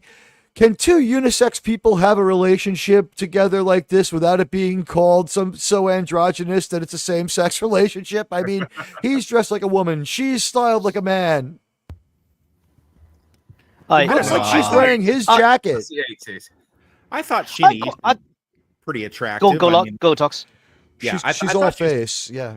Pretty attractive. I mean, that Pat Benatar thing was pretty prevalent in the 80s. They even make fun of it in Fast Times at Ridgemont High. But I mean, I think which is 6 years before this movie, though. True. Well, yeah, true. Well, I think 3 years. Or TV show. Isn't it 79? No, Fast Times at Ridgemont High is like 1982 or 3. Yeah. All right. So yeah, we're 5 years before this, but she had personality. She had personality. She needs. She had personality. I don't. She had a beautiful. She could do the one-liners a little bit, but there was other times where she was emoting like a hurricane, where she goes, "I just can't prove it," and it was just kind of cringe. I was like, ugh. Yeah, that was great. Why would a cop want to date a woman from Australia? Isn't he aware that all of his in-laws are descended from criminals on both sides? I mean, come on. But just honestly, she is so beautiful in the sense of Isabella Rossellini beautiful. The clothes of the time, we cannot assess her figure, which is a problem throughout all this show, especially the Melanie Griffith episode. She doesn't have a figure. She's a little tiny. She's very wafy. Yeah. But I mean, whatever she has, I guess maybe then we could say they're hiding it. Here's the Till Tuesday moment where she's like, I'm in a band and you're just like an abusive boyfriend. It's like, this little hobby of yours gone far enough. And it's like, he can't stand the idea that she has fans. He can't stand the idea that she has to do business. And by the way, she's all right at it. She's making a ton of money. And then, yes, we top this off with Sonny killing a man styled almost as badly as him. We see them right there in that last. Can you go back one picture? At the 5 o'clock position in that picture, we see another man styled almost as effeminate as Sonny holding that weapon there. That guy and his partner try to kill. Next to him, next to National Inquisitor. Yeah, that guy right there in the dark jacket, pointing the weapon right at the camera. That guy and his partner go in there, and I guess the whole thing in this is, these wealthy record executives are also moving a lot of cocaine, which is why Sonny ended up moving in on this. So all the episodes do add up and logically make sense. And we finally found a man more effeminate than Sonny in this woman at the bottom of the picture here at the 6 o'clock position. I was taking a double take. I was like, does she have like Ed Begley Jr. hair? Or is this like a guy with really wavy hair? Because she was like... Everybody in this one was working really They probably fired their fashion person after this. Look at Sonny's. It was almost a Dave Chappelle skit. This is his outfit to walk into work, and this is his outfit to testify in court. It's like, what do you think about your credibility, Detective Crockett? It's like, the only thing this episode had was a lot of cop talk. Like they say, I'm going to pull his jacket, which is cop talk for let's look at his priors. Let's look at his prior arrests. Let's look at his, see what his deal is. You can. But We say form here. What's his what's his form? When I talk to the lawyers about criminals, what's his form? Like that's your record. So in his jacket, they mean it's like a manila envelope is some kind the file. It's called a jacket. Yeah. So now they would call it pulling up the file because it would be a literal computer file. And successor to Sonny Crockett, another female cop, Captain Benson, is a little more in touch with her feminine side and admits it, and doesn't spend her time pretending to be a man. But this one was a little bit divorced from reality, and like, can you imagine this on the news? Ladies and gentlemen, we thought that he was a mad dog murdering cop from the 85 people he's killed over the last 6 months in the Miami-Dade area. Mary's rock star. Yeah, but it turns out that he's actually a cop. But that's right, Mad Dog Cooper is actually a cop named Sonny Crockett, and it turns out that his sidekick Rico, we thought that they were feeding people to alligators. It's actually turns out they're the good guys, folks. And then the show just moves on with this notable person who'd be on every magazine show, who they show as high profile, and he's exposed to her. And by the way, why is it so important to Sonny to get married under his alias name to this woman he loves so much? If marriage means anything to this man, that idea is at odds in itself. He couldn't do undercover work. When they start the relationship, it makes no sense. Is that whole relationship then him continuing as a cop is because I had like a hurricane. We don't need to talk about it really, but otherwise it's ridiculous gunfights. But the whole relationship is preposterous. It's like I reckon what happened was they were in the writer's room. There's a big pile of cocaine on the table. Someone was sniffing. Oh, I know what we'll do. We'll have Sonny marry a rock star. Quick, put Casey Kasem on. What's the top 40 for this week? The grounded that's where I think this whole thing came from. Cocaine and left. Yeah, isn't there a Glenn Fry song in this one? Do they play "Dirty Laundry"? No, it's the other Eagle, Dan Henley. Yeah, they use it. The Smuggler's Blues is what you're. No. Dirty Laundry is in the one where they do the right. They play Dirty Laundry while they're digging up the dirt on Burnett. Okay, so realistically, do I have his alias correctly? Yeah, it's Burnett. Realistically, they would not if he was still doing any undercover work with Vice. Or narcotics division, they would 100% put him on a desk, or they'd be like, listen, you're married to this famous fucking pop star. They're gonna the paparazzi's gonna see you. You're gonna be photoed somewhere. And someone's gonna say, oh, her and her cop boyfriend, blah blah blah. They'd immediately cop boyfriend who acts like Sean Penn to the paparazzis. Right. So there's no way. How many investigations that would absolutely derail by him being in that relationship. Hair trigger cop, hair trigger maniac murderer cop Sonny Crockett also is as antisocial as Alec Baldwin. Here he is punching a photographer for no vigilante reason. Cop. I think vigilante cop has a nicer ring to it. Self-deputized executioner and wannabe Judge Dredd with a mullet. It's a fun show, but I think that in this season, what happens is, honestly, last season we saw them tacking towards a much more grounded show. It may have caused some strife in the writer's room. I think that people then approached the guy responsible for their best episodes, and last year it was Wolf. And Wolf is now deeply involved. Remember, we're months away from the debut of the first Law & Order show, and those shows are still on, including that show, which took a long break, but is entering its 25th season. Right. And SVU into season 25 or 6 now, so... Remember, he's moving out of here. So what happens is we do not hold this writer's room by having a few arguments here. A few people have walked out because it went too far in a few ways. We have some weird episodes with good dialogue, and I think we've brought back some older writers. Go ahead. I think I'm going to push back against that because the 80s was the absolute, and the late 70s into the 80s was the pinnacle of the vigilante cop trope, right? Across popular culture, you got Judge Dredd comics making the transition to North America. I know because I was buying them in '82 and through the '80s, right? You got Dirty Harry love those has been comics. I had 'em in incredibly college, popular, yeah. right? So the idea of the shoot first, don't bother with questions, tall cop, Judge Judy and Executioner kind of cop trope was massive at this time. The Punisher is becoming a phenomenon in comics when this season's on, right? So to be honest, I think they, like I said earlier, they are chasing, right? They are chasing agree. current trends, and the I have a- vigilante cop trope, I think is extremely deliberate. It's So it's a I don't popular think you cop can. trope, but think of I don't where think it you is can this rip into point. him so much because they would have really had to draw on that that popular culture trope to build the show. So I think you're being a bit hard, my friend. Here's the thing. You are right, but what happens is I do think that the writers' room got cored out, and then they had to refill it with people from traditional cop shows of the type you're speaking of. And when they do this, doesn't this episode have dual-wielded Uzis being fired at Sonny, where he manages to be just fine, while the other woman in the bottom is firing at him from another angle, and he just kind of casually ducks behind like a lampshade, and all these Uzi shots, like.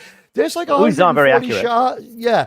But the thing is, there was 8 feet away, and he had 2 of them, and he was just like waving them around. I mean, it was like, you could have gone duck hunting with that kind of. I think that was every boy's dream in the 1980s. It was fired. 2 Uzis at the same time, one in each hand.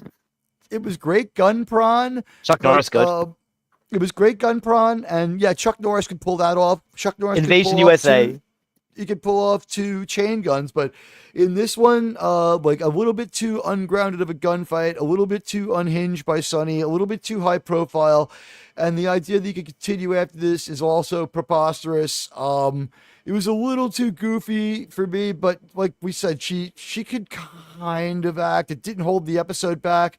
If this episode had tried to be a little more lofty, maybe it would have held it back, but I guess the bottom line is, even in the record industry, and this makes sense because one of the Steely Dan guys is serving 20 years during this episode's airing, right? In the record industry, there's people moving drugs too, and they get in there and over their heads with the drugs. So her record company executives, not only do they need to screw her over, they're going to kill her, but they're going to, they're also selling lots and lots of drugs, which if that doesn't work out, at least they get rid of Crockett, which will stand them in good with everyone, because I think that in this small town, Crockett has to be getting to be pretty well known and pretty disliked. And the commissioner is now coming into Crockett's life, and he doesn't like him either. So trivia. It's a good thing that Admiral Toxic. It's a good thing that Admiral Teague is not on the shooting board on any of the things that fucking he would have thrown the key away on fucking Crockett, man. I tell you, actually, hang on. I would have developed Crockett into a great cop. I've got a really good segue into my number 1 episode, actually, if you want to talk about Crockett shootings. Yeah, that's a really good segue. Yeah, I think we've already gone for like 3 of our episodes now. I think I might have missed you out, RT, earlier. So yeah, how many have you got left to talk about? Well, I got 2, but I think my number 5 is someone else's number 1. But this is just a good moment to jump in. Yeah, that's a good comment there, Toxic. Fair play. I didn't mind that. But anyway, there's a really good segue. That it gave her some personality, right? At least she had a new trait. Yeah, but there's a really good segue if we talk about Crockett's his shooting record and his trigger discipline and all the rest, into my number 1 episode, which I think is actually it's actually a solid and a good episode, and that is Child's Play. Yeah, that's on my bloody list as well. Yeah, that's a good one. That. Are you all right with us jump into that? Because I think that's a very well, okay, because we're talking about Crockett shooting, and early on in the season, there's the episode's Child's Play, where they're on a stakeout and they're watching some arms deal unfold. And in the apartment next door, there is a really brutal domestic violence situation unfolding. And it gets to the point where they can't ignore it anymore. The man sounds like he's going to kill the woman. Crockett kicks the door down, points the gun at Ving Rhames, who is the guest star this season, and who's of course got a knife and is about to really do some damage to his prostitute girlfriend. And a gun appears in the doorway. Crockett just pivots and opens fire. Says drop it and opens fire immediately, right? And it turns out he's just shot a 13-year-old. Now, that's where what's brilliant is right after that, they go to the interviews, right? And all you do is see talking heads. So you see Crockett, and he just talks, he monologues, and then the girlfriend, and she monologues, and Ving Rhames, and he monologues. It's actually really solid craft in terms of directing and filmmaking, right? Like because it's the characters espousing their thoughts directly. You don't see anything, you don't see the interviewer or who it is, but you know the procedure. Also, you in that episode you have, I don't know if he was chief of police or what his role was, but there is an African American man who, maybe he's the sheriff, I don't know. He wears a police uniform with a brown, and talks, because you're a Floridian originally, you might be able to help with this. He's the one who meets with the community, because the other thing that's the undercurrent in this episode is the child he shoots, of course, is African American, and there's this big outcry from African American groups, particularly a church group who are raising money for the child, and who's now in hospital with a serious chest wound, in a coma, and Crockett's having to deal. Don Johnson does some really solid acting where he loses he the plot. sells the fucking guilt. He really does. Where of the guilt that's eating him for shooting this 13-year-old kid. And it turns out later that the money they use to pay for the kid's hospital bills, because Crockett's offered to pay for it, right, is from illegal drug sales. Or illegal firearm sales. Isaac Hayes makes cameo as an arms dealer, but Ving Rhames is actually quite a serious criminal, and he's behind these movement of military weapons into the Florida underworld, and he's paying the bills to keep the attention on this child being shot and away from his criminal activities. It's a really well done episode, because it turns out also the great twist is the 13-year-old who they think is the prostitute girlfriend's son is actually a runaway from Chicago who's 13, already has warrants for murder, burglary, grievous bodily harm, right? So, this kid who... Well, he's from Chicago. Yeah, well, yeah. So this kid who they thought was just this innocent is not at all. But Crockett still feels this incredible guilt for him. And he confronts some of these people at their church, and the community group's fascinated, because that would have been this is before Rodney King too, right? So there are themes in here, like the play of law enforcement versus the African American community comes out.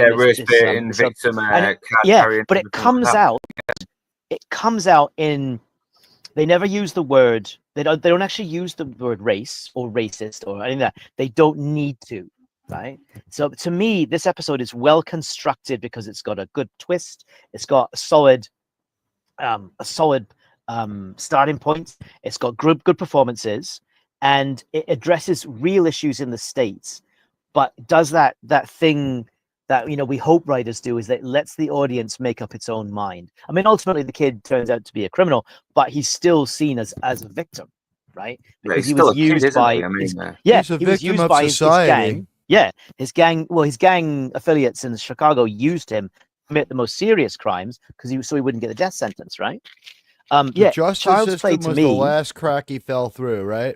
Yeah, Child's Play to me is possibly the best episode of the season in terms of it's quite serious. Like it's a throwback to some of and I'm sure I saw Dick Wolf's name on it. More than a producing role. This does feel like this feels more grounded as well. It really. Did anyone else have this one, Child's Play? No, but I will say, can I just really quickly say this? Please. One, you could see the changing meta of the show at odds, and I think that an episode like Child's Play was probably a backbreaking argument mentally for it's early. Wolf. It's episode 5, I think. It's right, because after this, Wolf is far less involved, and we see a lot of wild clothes. Last year and this year, the Dick Wolf episodes, even where he's executive producer, if the clothes are wild, in a serious moment, the gray jacket comes out. Sonny dressed, in the words of Don Corleone, like a man for a change for this very dark episode, because we couldn't go in there and snuff a kid and have him be, sitting there in like his white, puffy jacket with his hot pink t-shirt that says anarchy on it, being like, I did my best. And like, where's Castillo with, Crockett, if you hadn't had that 200 caliber weapon I told you to leave. It's like the guy's got the first Desert Eagle. I mean, how could Like, how could they're raising money for what? It's like to make a clone off what's left of the jelly that was on the wall. This is like things like a phaser. Well, Castillo's performance in this is brilliant. He's Well, that's very what I was gonna- understated. Yeah, that's what I was trying gonna to sort say. of Yeah. talk it into saying, listen, this has happened a lot of fucking times. You should not put any pressure on yourself. And Crockett, being the very emotional guy he is, does, because he's human. Yeah.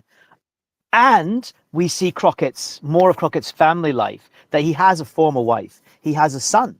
So he goes and spends time with the son, and the son, the son's going to become legally adopted by the new husband, right? So that you He's see okay Crockett's with life, that, and though. what a He's down complete with disaster. him and his wife ditched Well, their not lawyers. initially. Did things go off the rails? Because last year, both he and his wife, in an episode that didn't come into it, but that I watched, he and his wife ditch their lawyers and work it out amicably and sometimes hook up because they're friendly. And she changes her plan so that her son can be around his father. Because as much of a weirdo as he is, he takes an interest in his son. I don't think they use the He words does. "you're a good father" because it's after you killed those 11 men and washed all their blood off, you came over and you played baseball and catch in the yard like nothing happened. It's like, yeah, that's called being a psychopath. He can't be a good father, but he can at least have an interest in his son and be mentoring. Like, Well, I think- this is the kind of father you and the wife agree you're gonna have him call you uncle and live somewhere else. He's a bad person. I was Performance wise. Oh, sorry. Go ahead, Jux. So I was mate. going to say a couple things about this episode. No, it's not on my top 5, but I do like it for what it is. This is probably the textbook episode. They probably show clips of this when cops pop somebody and be like, listen, you need to act. If you're in front of the shooting board, act like Sonny Crockett does in this. Show you how sorry. Because I always think of The Departed, where Leo's taking the piss out of the doctor. It's like, oh, you counsel cops when they come in here. Do they cry after they shoot someone? They signed up to shoot people. So I always think of that part where this is like the conflicted. They cry. They cry because they're fucking told to, because they watch TV and that's what they think they're supposed to do. But yeah, I do like Castillo's. Given I also watched this episode earlier today. It was on my app for Miami Vice, the live action thing that shows up on the Roku channel. And I love Castillo telling me, you pulled the trigger. Now you got to live with the responsibility. It's going to scar you, eat you, burn you inside. And it should. But you got to work to do, and people that care about you and people depending on you. You got people that care for you, Sonny. Like me. Don't lose yourself. You got to keep on going. And he's just basically like, quit crying like a little bitch, Sonny, and fucking pull your panties up and get back to work. We shoot people. That shit fucking happens, let it fucking, because really this episode, if nothing else, gives Admiral Teague all the fuel he needs to show how unhinged Sonny is becoming. I mean, he beats the shit out of an unarmed suspect in this. I mean, keep in mind, we're about a year away from the end of his career here. Before he went into rehab and got himself under control and moved out to San Francisco to be a Anger cop. management. Yeah. But I will, Yeah, San Francisco definitely make him fucking better. Come on. You know what? There's one thing we can consider here that justifies a lot of his becoming more and more unhinged. He says this to Bill Paxton in an episode that we didn't give enough time to, where, what was it called? I forget the one where he has the hooker girlfriend. Yeah. But he also has like a wife who understands it too. And she's like, well, he works pretty hard. He needs a hooker girlfriend. And it's just like, it's like one of the things Crockett says to that cop. We see a couple of people who are like, worst case scenarios of where Crockett is headed. One is Bruce McGill, because he's become overly obsessed with what happened to catch someone, and he's brought his partner down with him. And then another one we see in this episode with somebody who's gone too far in a few places, as George Lucas would say. I think everyone's just said what I was thinking about this episode anyway, which is I'm trying to think of something new to say about this as well, but no, this performances Yeah, all around, strong. really yeah, strong. Castillo, everyone Strong. needs a fucking boss like Castillo, because I mean, you get put in the shit, he will fucking talk you out of it and get you to fucking pull your bootstraps up. He will. as a longtime watcher of this show, I will say that you are absolutely right about that. He's the best baseball coach ever. But I've joked about it a couple of times. Captain Castillo is negligent in a few ways. Like, you know, Sonny, if you hadn't had that super high caliber gun, we'd have a lot more live witnesses, and that 13-year-old wouldn't have a hole in him the size of your fist, Sonny. But Like, hang it on. blows the whole telephone book apart, Coach. Come Yeah. on, you know, Sonny, calm down. Yeah, interesting though that one of the things is how Castillo delivers the news that the department clears him, and you know that character that I mentioned, the African American man in the uniform who sits in on the meetings with the community members, right? I don't know what role he holds. Maybe he's the sheriff, right? I don't know. I'd need to see it. I'd need to see a yeah. picture to know what you're talking about. Yeah, but anyway, but he's because the community, the black community folks, the African American community folks are like, you need to give the people something, and he says to them, he says, listen, if we find he is, you know, negligent or has you know committed wrongdoing, he will be charged. But I will, you know, that will be because it's true. No, I will not do it just to give people something. You know, he's the vigilante, not us. Well, no, but the department refuses to just bow to community pressure and, you know, a community outrage, which is sort of mindless outrage, right? In Florida today, they would have moved in with tear gas. Just take it down. It's like, you guys want to have a little protest? All right. Yeah. So just how this episode treats the whole subject matter. I mean, at the end, of course, you got kind of a Batman ending where Ving Rhames falls off a very high building. Oh, I think it's a discontinued weapon. it's a tower or something he falls off of, and Sonny just hesitates, seeing all the wrongdoing, he hesitates to try and catch him. But anyway, so that's my number one, because I think it's a throwback to stronger material. It takes itself more seriously, it's more grounded, and I think it fits in. YT hates those images. You might want to get rid of that one. Just friend to a friend. Yeah, I just think it's a really superior episode on a whole bunch of levels, and that's why it's my number one. And it fit in well with what Teague was saying about Crockett and his shooting habits, because in this episode it really has actual consequences, whereas quite often it doesn't. And a consequence is just not just a professional consequences like he's investigated, and consequences for the victim, but personal consequences too, right? In a number of facets of Crockett's life. So that's why I picked this one as my number one. And we're finally letting bad guys kill. We're finally letting bad guys kill more people than our heroes, right? Yeah. But yeah, I do like this the whole political thing that's going on here, because it is very, very true to what's happening now. And this episode actually called it out a few years before, so that's why it's on my list as well, and that is all my list done. So has anyone else got what number? What number did you have this at, Luke? I didn't really have it ranked. I think Deliver Us from Evil was my number one in a way, but I've already all man's gone now. All man's gone, and you've. I've got one. I got my number one that I've not talked about yet, because I think it's on mine too. Go on. Can't wait for this. Yeah. So Mirror Image. Yes. Mirror Image. Okay. Yeah. Yes, I will get onto that. I've got to slide down for one picture anyway. Oh yeah, here we go. I can pull that up before I get the Internet Movie Database thing up. So here we go. So Mirror Image. How old was Julia Roberts in this? Does anyone know? Probably 20s, I imagine. Right? Wouldn't she be in the? She'd have been 1987. Julia Roberts was 18 years old.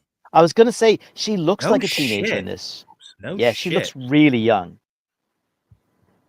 How big is her hair? The bigger her hair, the younger she is. As a child, her hair is 12 feet across.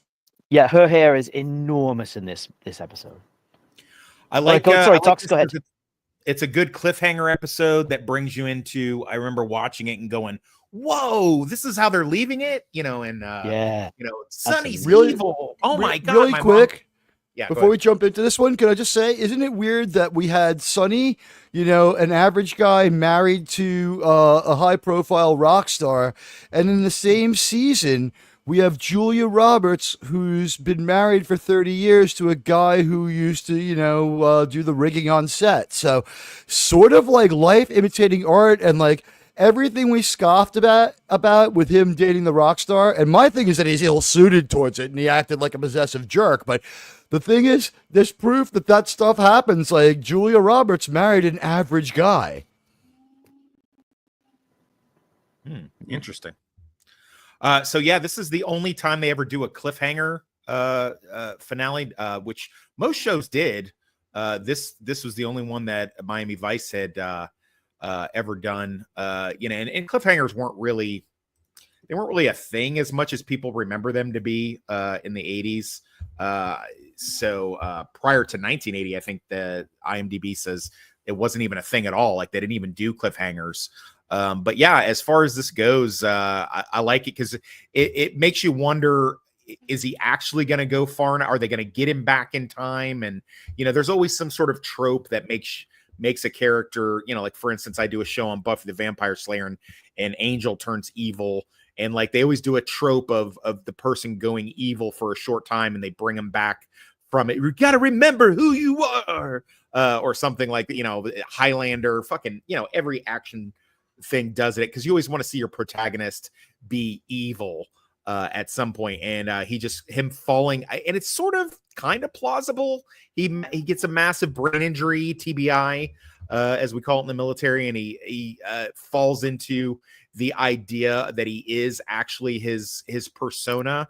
I kind of dig that. I think that's interesting. That's an interesting thing to play with, and the fact that he goes so hard with it. But I think it's interesting that of all people, it's a crooked cop that kind of tries to out him, and because he's a crooked cop, but it kind of makes it okay. But also because Sonny is in full on Sonny Burnett thing, and he just guns the dude down and drives off in the boat. Chris Cooper, hey, yeah. Say again. The actor who plays the crooked cop he kills. That's Chris Cooper. Chris Cooper, right. Yeah, Chris Cooper, another one of those famous, early versions of an actor that we know real well now. Making his probably not his first appearance, but at least an early appearance in Miami Vice. But yeah, I like the episode all for what it is. That you think they're going to get him back, and then they don't. And then we had to wait until the next fall season to see what was going on with him. And the funny thing is, I think, especially with you juxtapose it against the fact that next season is the last season, I think Sonny never really comes all the way back. I think there's a good part of him that is like shadowed by this. They do this also in Highlander, the TV series, when Duncan goes evil and they do get him back, but he's still sort of tainted by it. And the Duncan MacLeod in the remaining of the series is a bit darker. And I think, Admiral Teague would say Sonny's already been a dark character, and I wouldn't be disposed to disagree with him. But at the same time, I think he's noticeably darker in the following season once they get the quote unquote old Sonny back. But yeah, it's a great episode. Yeah, Thank you. Yeah, I think that was one of the things. I think that was one of the things that put me off a little bit on the Sonny Burnett trilogy in a way, because he acted way too stoic when he was Burnett. Because whenever he was pretending to be Burnett, back in the days when he was aware he was Sonny Crockett, he still acted like Sonny Crockett, and Sonny Burnett should still act a little bit like Sonny Crockett, but still be doing bad stuff, like being manipulative as well while trying to take over the empire. And I think it kind of felt like it was going a bit too, I think they went too long with the episodes of Sonny Burnett, but it does sort of pay off a little bit as well when it adds more to his mental instability in season 5. And like you said, it does stay with him. It really does stay with him. Even that episode where he has a day off, where he tries to escape everything for a little bit, and you can really see it's still playing on his mind. Everything that's happened, everything is just done. I think something's been said to Sonny that means a lot, but it has not been hit hard enough or given enough weight in the show. And that's this. When he talks to Bill Paxton, he tells him he's been undercover too long. Well, that's now true for Sonny. Sonny's been undercover for 4 freaking years. He's losing himself in his criminal persona. It was so important to him to get married that he got married under a fake name. Does anybody who among us wouldn't wish to get remarried again under a name that isn't ours? So we could just walk away. But come on. I actually are going to push against that a little bit, because What this episode, I great summary by Toxic, and I had this number 5, because it's a little bit preposterous, but as a character episode, this is asking us the question: is Sonny Burnett the real Sonny? Because when he kills people in this episode, it's effortless, right? He doesn't hesitate. There's no ambiguity. Sonny Burnett acts, he's like a shark. Like he just moves effortlessly through this criminal world, navigating his way. You know, when he kills Gutierrez in the car, right? It's no hesitation, no messing around, no regrets. The question that this episode is asking is Sonny Burnett the real Sonny? That he's actually a bad guy pretending to be good. Whereas Sonny Crockett is the facade, right? Sonny Crockett is the pretense of being a decent man, but underneath he's not. This is the real him, and this episode is the real him unleashed. So that's the angle I took from it, and I think in that sense it's a great episode. And it's a hell of a way to end the series as well, and I think it actually did end better than season 3 because I didn't really like the Gina with a communist dad that much. I thought it was kind of an average episode to end on. But yeah, I think the Son of Burnett could have been executed a little bit better. But I do like the idea that, yeah, this whole, everything he's been doing has kind of been playing on him mentally as well, to the point where because he's already just crossed the line in the previous episode as well. I mean, he gunned down, he edited that. Yeah, they edited the fucking gun in his hand, which I thought was stupid. I thought, no, Sonny fucking Crockett has crossed the line. They should have kept it that way. It's made it much more. It seems much more. What's the term? Suitable for his character development as the job has started to weigh on him mentally. What do you all think though? Like, I'm proposing that, I like that this is more the real, that this version of Sonny is more the real him.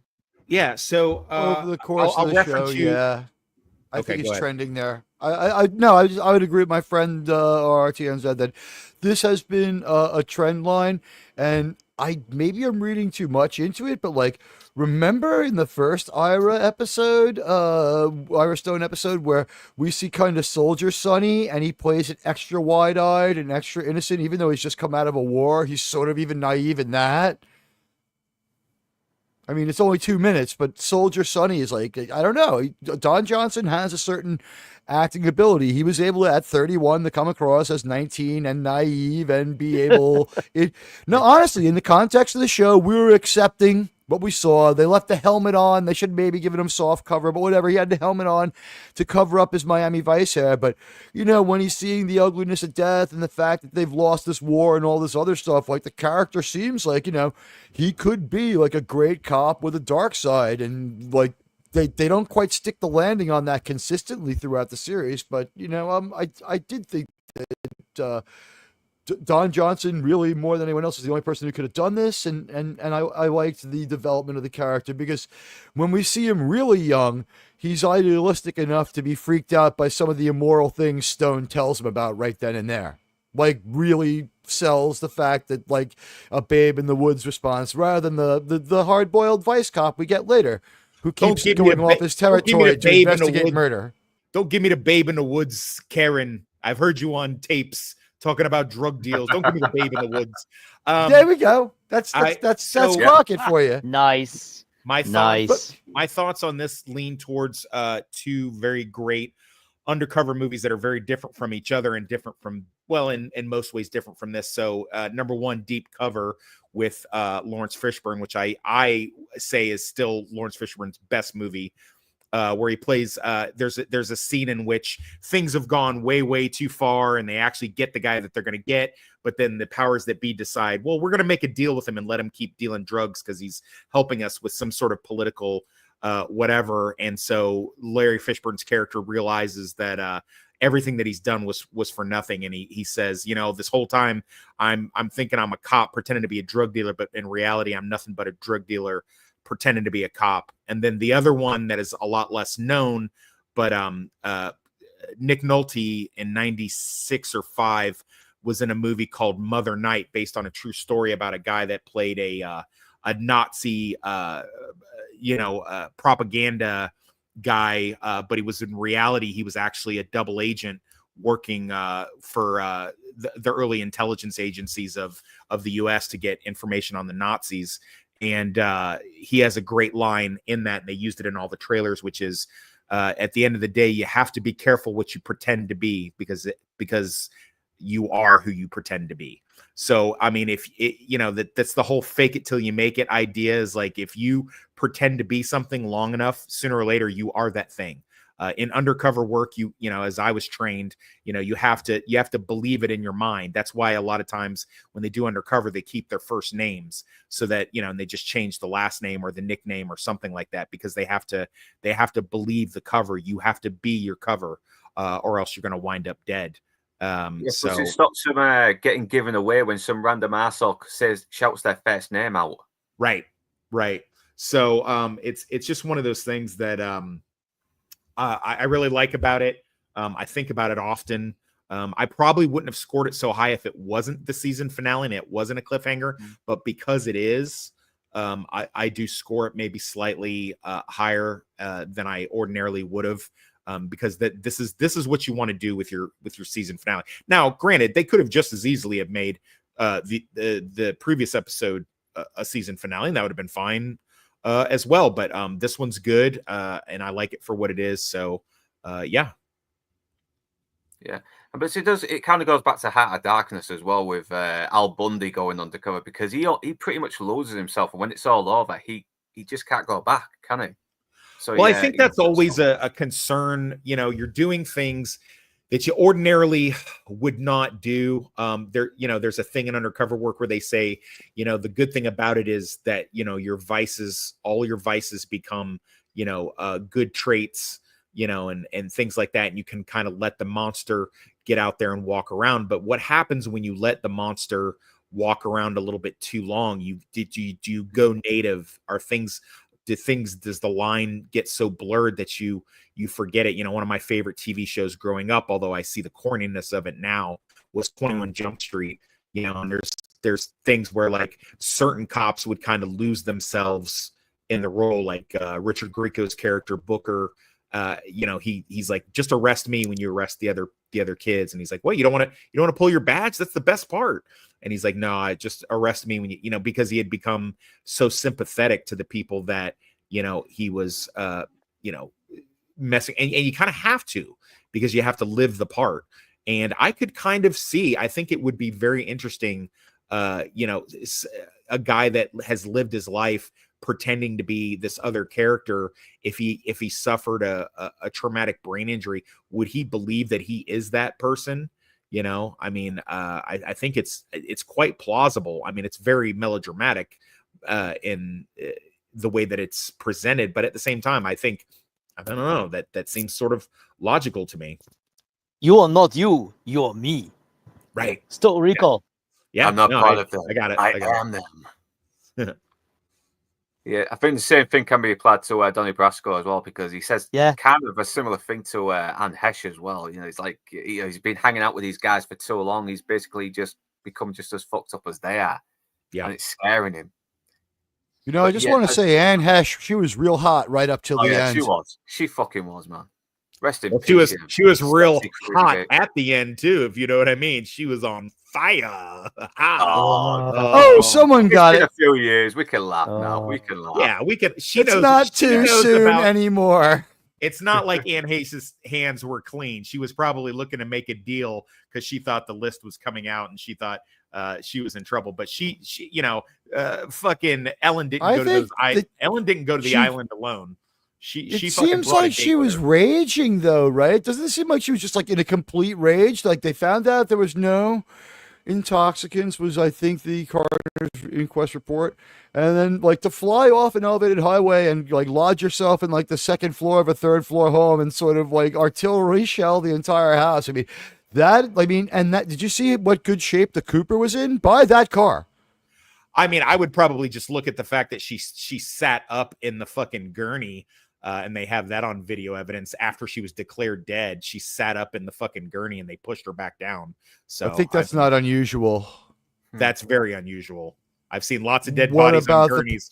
They don't For sit up. dead people to sit up. burned people tend to have like that reaction though? Didn't like isn't that the reason they attributed to the person standing on the subway when they were in If that was the similarly? case, okay, so if that was the case, which I've never known it to be, if that was the Yeah, case, it's weird. then they would have come out and said, "Hey, listen, this is a completely natural thing that happened." But instead, they tried to bury that. They were like, "God damn it, I can't believe that made it on social media." Fuck, they were kicking this made it on themselves. the front page of all the papers, and they said it was like not as weird as people thought it was. They're like, that part's not as like, don't think the picture's fake because they're standing. That's not that strange. And apparently medically there's a reason. I mean, that I have written many after action review reports where I said, listen, it's not that weird for a 12-year-old kid to have an AK-47 and catch some gunfire. And listen, it happens all the time. And yeah, I get it. Tell that to Sonny.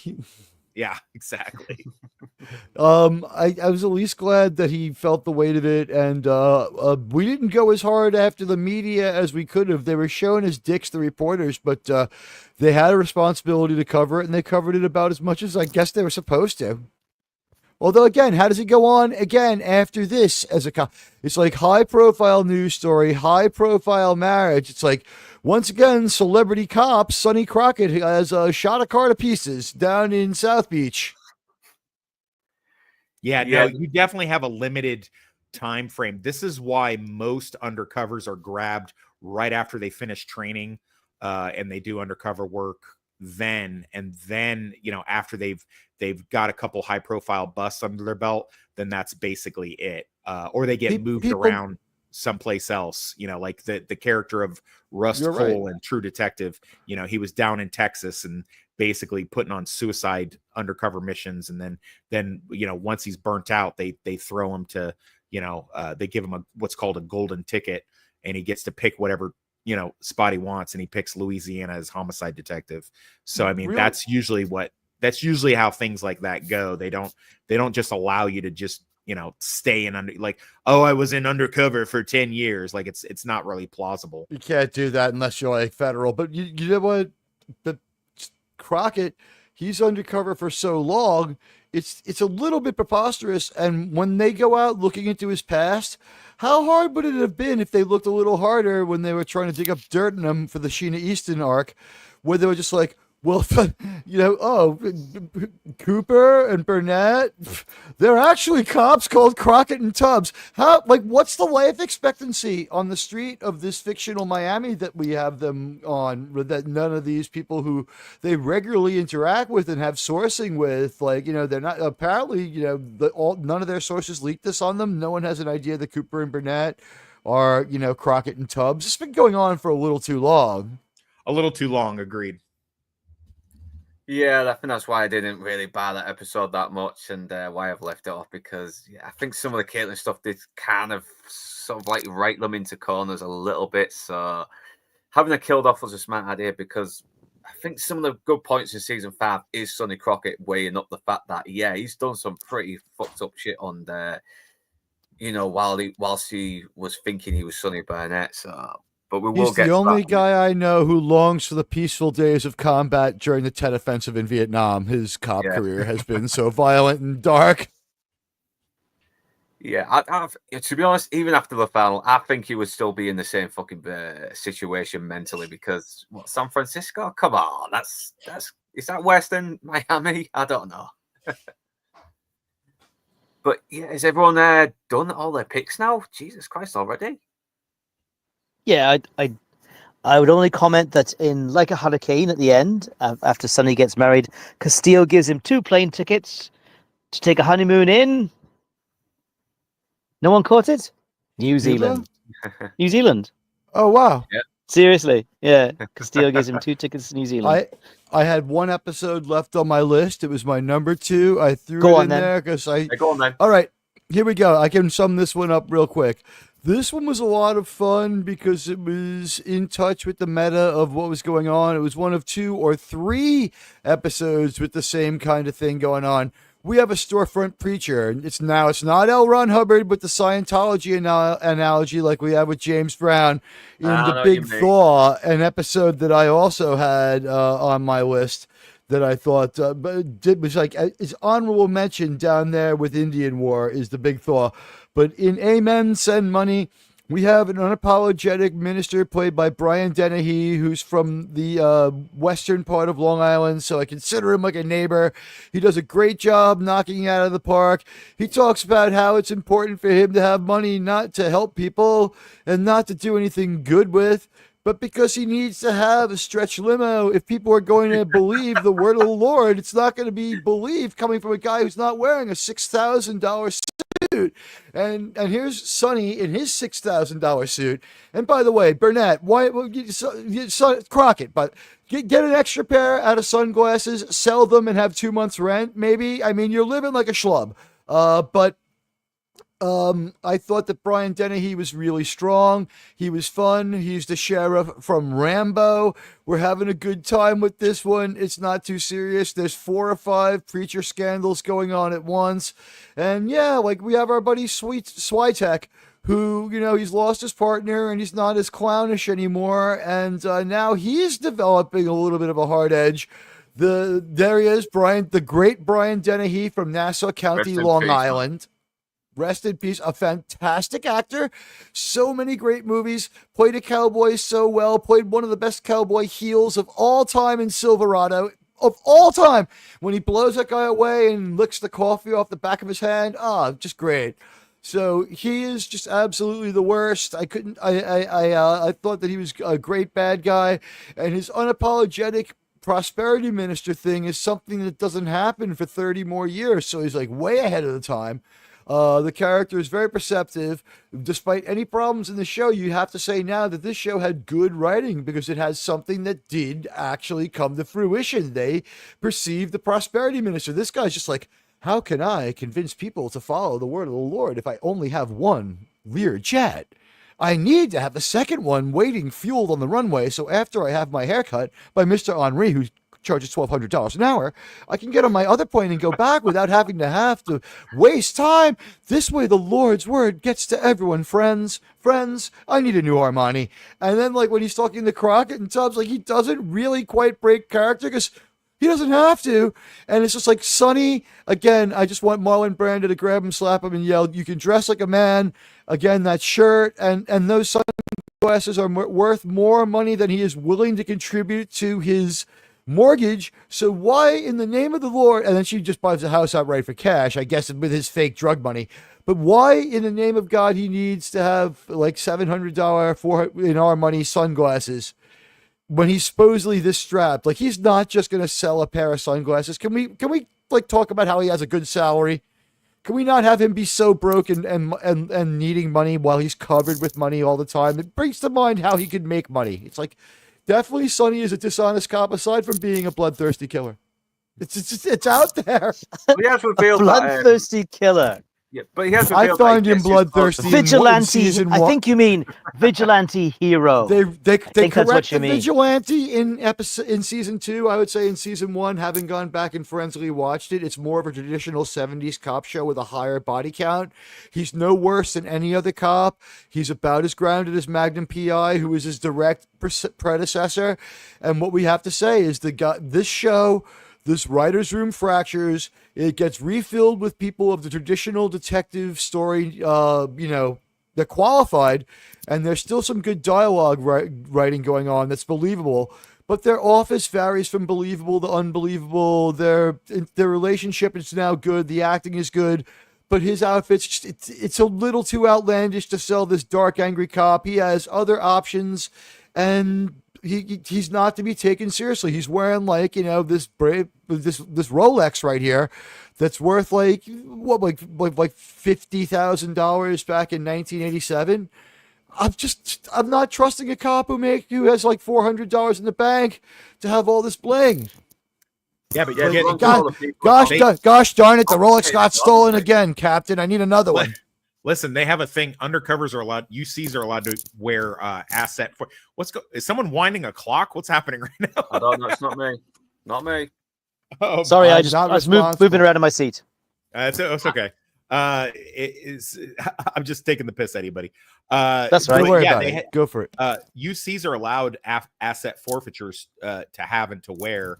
and to drive and all that kind of stuff for the purposes of undercover work. So I mean, right, but financially plausible. irresponsible individuals with less than 1 month's rent in the bank who live on a boat with an alligator are not allowed to be policemen in the first place. Well, I mean, yeah, if you're so like in the military, if you have a security clearance, which you usually do as an MP, a military policeman, if your finances become like you've got creditors and you fall behind and you're in trouble, they'll yank your badge and they'll yank your security clearance. Such is the same in regular law enforcement. They have provisos in most departments where, you know, if you are not financially sound, if you don't have stable housing, if you don't have, you know, if you've got too many creditors looking for you and that's going bad, then, you know, and you're he's looking got at alimony. you're looking at losing your badge. So you got to kind of keep that stuff under control. So in that end, it's kind of,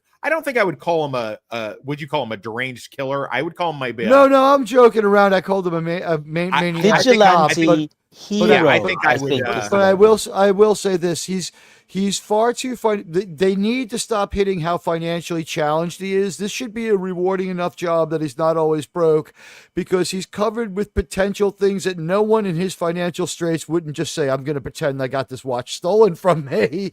And gosh darn it, when I was rolling around with the suspect captain, I lost another Rolex. That's the fourth one this week, Sonny. You sure living on that yacht and that boat club isn't beyond your means. It's confiscated though, isn't it? From other. Well, that's what I said. Yeah, it's called. Yeah, no, it's confiscated. What I'm saying is it's not his. He would be out of his mind not to pretend he lost it in a fight and just simply have sold it, because he could. He has the connections. Well, and that watch is worth like 100 times what he has in the bank. He does not have rent. They keep hitting that too hard. To push back, they have qualified immunity on like beating up somebody, shooting somebody, and doing a rough arrest, but they do not have qualified immunity on losing and or unauthorized sale or loss of especially an asset forfeiture thing. So like you can account for it. I lost it fist fighting with this baddie. Well, no, it doesn't work like that. They're on the hook for that, so they could get in a lot more trouble for a watch or something like that going missing than they could for actually popping somebody. It's evidence, isn't it? Can I say that still makes them look a little irresponsible? I realize they're selling clothes here, and I realize that I'm not supposed to really understand. You know what I mean? Like, this is not supposed to be completely realistic. It's gritty, it's fun, it's a good show, but like they're presenting something so at odds that like. There's a lot of things about this show that would be canceled, like the whole the whole thing with the big thaw, where the Rasta ends up in the cryo freeze. We have people talking Rasta talk left and right. Then we bring in some Japanese people who are interested. They're talking in like, you know, TV comic Japanese, like fit more for Seinfeld. And they're having this comic sequence with Izzy, who's going to try to reprogram the guy back. And the whole thing was just like, that one was also on the verge of being science fiction if any of it had worked. And like Crockett and Tubbs, like Tubbs and Crockett are having an X-Files kind of falling out over this, where of all people, Crockett is Scully, and like the believer is Tubbs, and he's like, he may have rats, we could just snap him back on like a light bulb. And I'm just like, this is dumb. Admiral, I'm sure you're not suggesting that we enforce 2025 woke DEI standards upon a 1980s. No, I'm TV saying series. Like the guy died, and we put him in the cryo capsule, and I thought the episode was fun and funny, but the way that they were, I guess, you know what? Let's write that one off to like every once in a year a cop show has to have fun. That one was so silly and funny. And the body count on that one is high, but that one might be, can we write it off as a comedy episode? They just wanted to have fun for, I mean, the whole thing is silly that we're going to bring a man back from the dead. I might call it a candy episode. I wouldn't call it a comedy episode per se. Certainly a candy episode. The X-Files had comedy episodes, you know what I mean? And that was usually pretty serious. The X-Files had better writers. True. The X-Files did have better writers, but you can try to have an episode where it's light, very light. Let's just put it this way. We're a gritty cop show, and then every once in a while, maybe we need to have fun. We also found a way for everyone to work near home in L.A. so they didn't have to go to Florida in January. Like, no more Florida in January. I'm going to do an L.A. episode this year. Okay, Sonny, no problem. Or okay, Don, no problem. If you have a genre TV show like X-Files that could conceivably have a musical episode or a like they did that one episode where it was fashioned to look like a Cops episode on Halloween, which is actually my favorite episode of the series, by the way.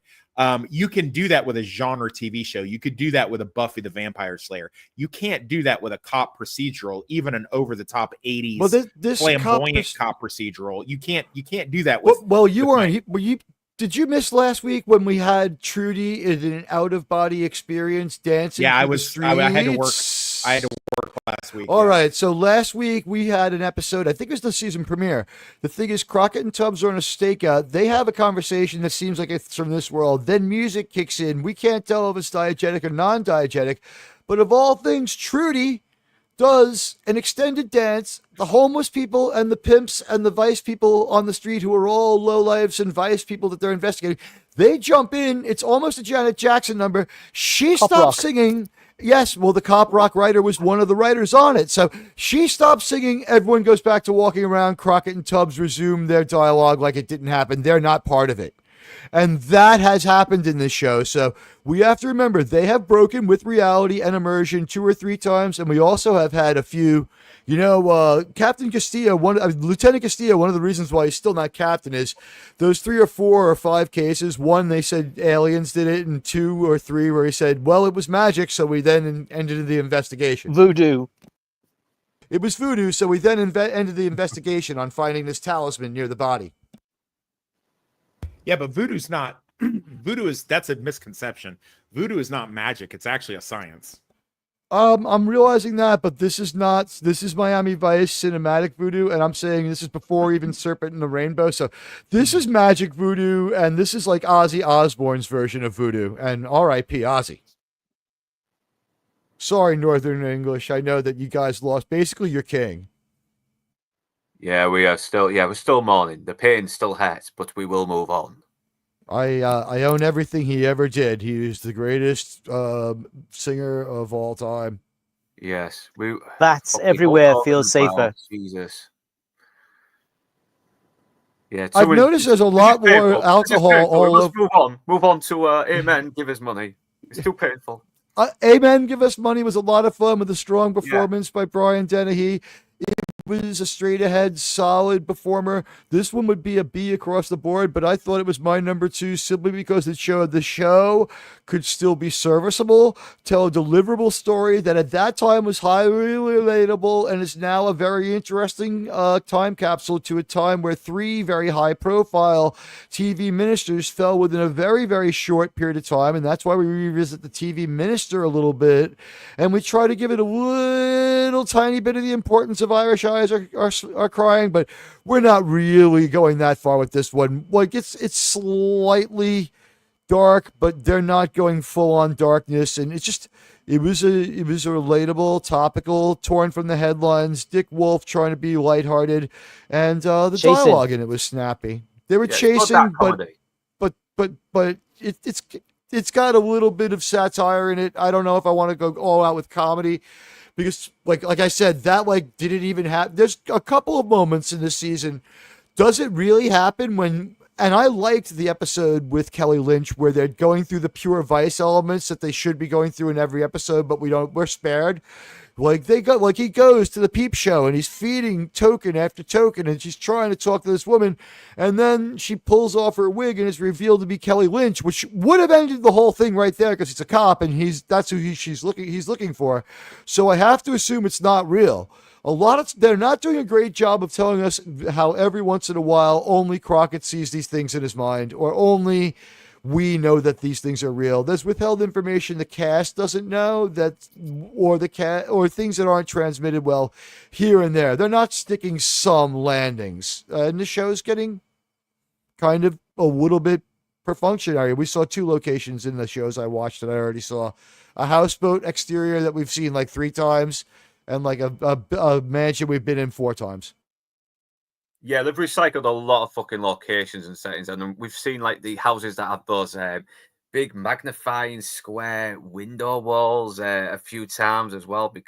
And some of the fucking houses, I think the house that Hackman broke into as well was very similar to another house that belonged to another character in another episode. It's yeah, they definitely recycled a lot of locations around on here.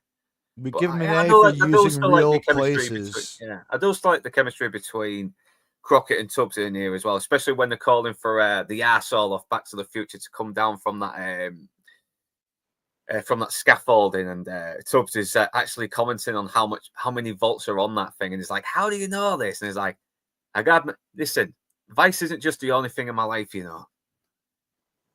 Which kind of shows just another little bit of how different Tubbs is to Crockett. Yeah, it's like, I once read a book about electricity just to be smarter. Think about that one once in a while, Sonny.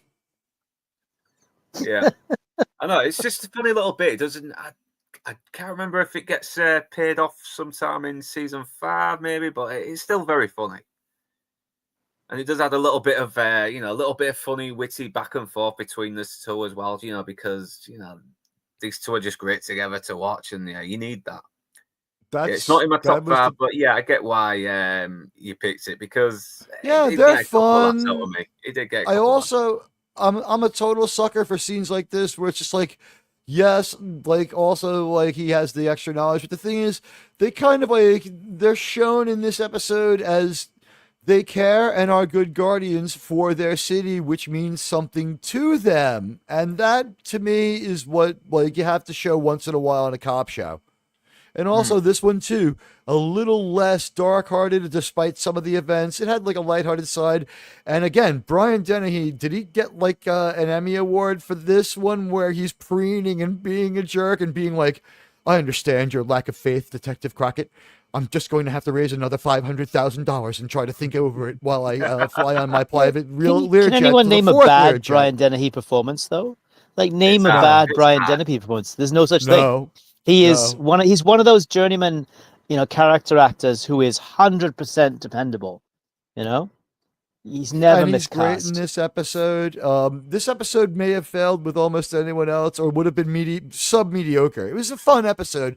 These two's interplay is great, and we didn't mention this, but I do like the beard on Tubbs. I think it makes him look a little more philosophical. Yeah. No, I agree. Yeah, it looks like he's become a little bit more business-like, hasn't he? He always comes across more business-like compared to Crockett. Yeah, very much so. Botany 500 is providing the clothes. They're doing game show hosts at the time. So even though he does spend a lot more time in the casual but more formal version of the Miami, where like the tropical but more formal version of Miami, where he doesn't wear white. He looks like he's ready to act like a cop. He can sit in a courtroom and look respectable. He will at times drag out these Botany 500 suits still and look very put together. I guess they filmed this one in January. But again, Sonny with the 700 because man, it's hot as fuck in South Florida. Like that beard alone would make him fucking die of heat stroke, much less that fucking expensive ass suit. Because I mean, you can say some of the suits in the earlier season were built of a material, but that fucking certainly isn't. So unless he's got a built-in air condition in that thing, he must have been effing dying. I've never seen a cop wear a jacket in Florida. And ever. Tell me you don't pity the people who have to do hair in this one, because Sonny's hair is perfect. He's a rock star. We're in the hottest, most humid freaking place in the entire world. It must have been absolutely impossible. It's like, okay, Mr. Johnson, step inside like the dehumidified area. And like like 4 dehumidifiers deployed like around his trailer with like AC blasting directly on him the whole time. It's not practical outfit, not a practical look. When you live in Florida, you have to make certain concessions to that. You can't have, if you're a guy, like all that long hair unless you're willing to have it be a wreck. A lot of people running around with crew cuts down there because you just can't style your hair beyond a certain length. Or it takes a lot of commitment. And it's hot. Yeah, I know, because you've got this big fucking barnet heating your head up. It's like, Is that the Yeah. list, Luke? Have we gone through I think everyone's we've list? gone I through think it. we Yeah. have. I've gone through mine. Yeah, that's all I have to say about Amen Send Money. It was just fun and functional and funny. Yeah, Down with maybe you're right. It gave the show a chance to breathe between some more serious episodes. So fair play. Why not? Yeah. Why not? You Have need fun that, once in don't a you? while. Sometimes you need a good dark. Once you get the dark episode, you need something a little bit more with levity as well to stop things from getting heavy. Then you move back Seasonal onto the dark pacing. serious stuff. Yeah, like on Halloween, they had a much more darker episode. They had an October 30th air date this season, and that's a pretty dark episode. I think that's one of the ones with the darker religious overtones. Yeah, so we've gone through our list already. Fucking hell, it's and it's 2.5 hours. We've gone through this very fucking quickly. Efficiency. It's a Efficiency. great show. I enjoyed this season.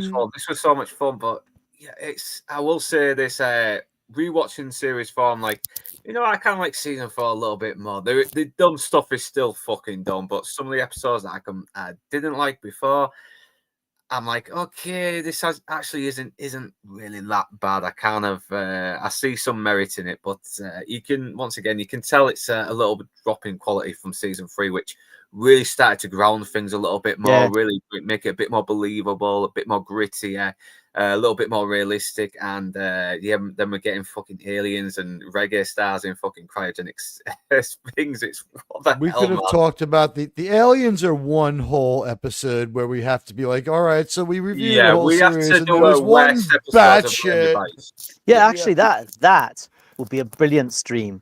The top, your top 5 I'll or 3 shine on that worst episodes of Miami Vice. Yeah, we have when to. I get going with the contempt, I really get going. Sometimes Crockett just sets me off with his unprofessionalism, but I do love watching the show, even up to this season. We'll see how season 5 goes. Thanks for this time.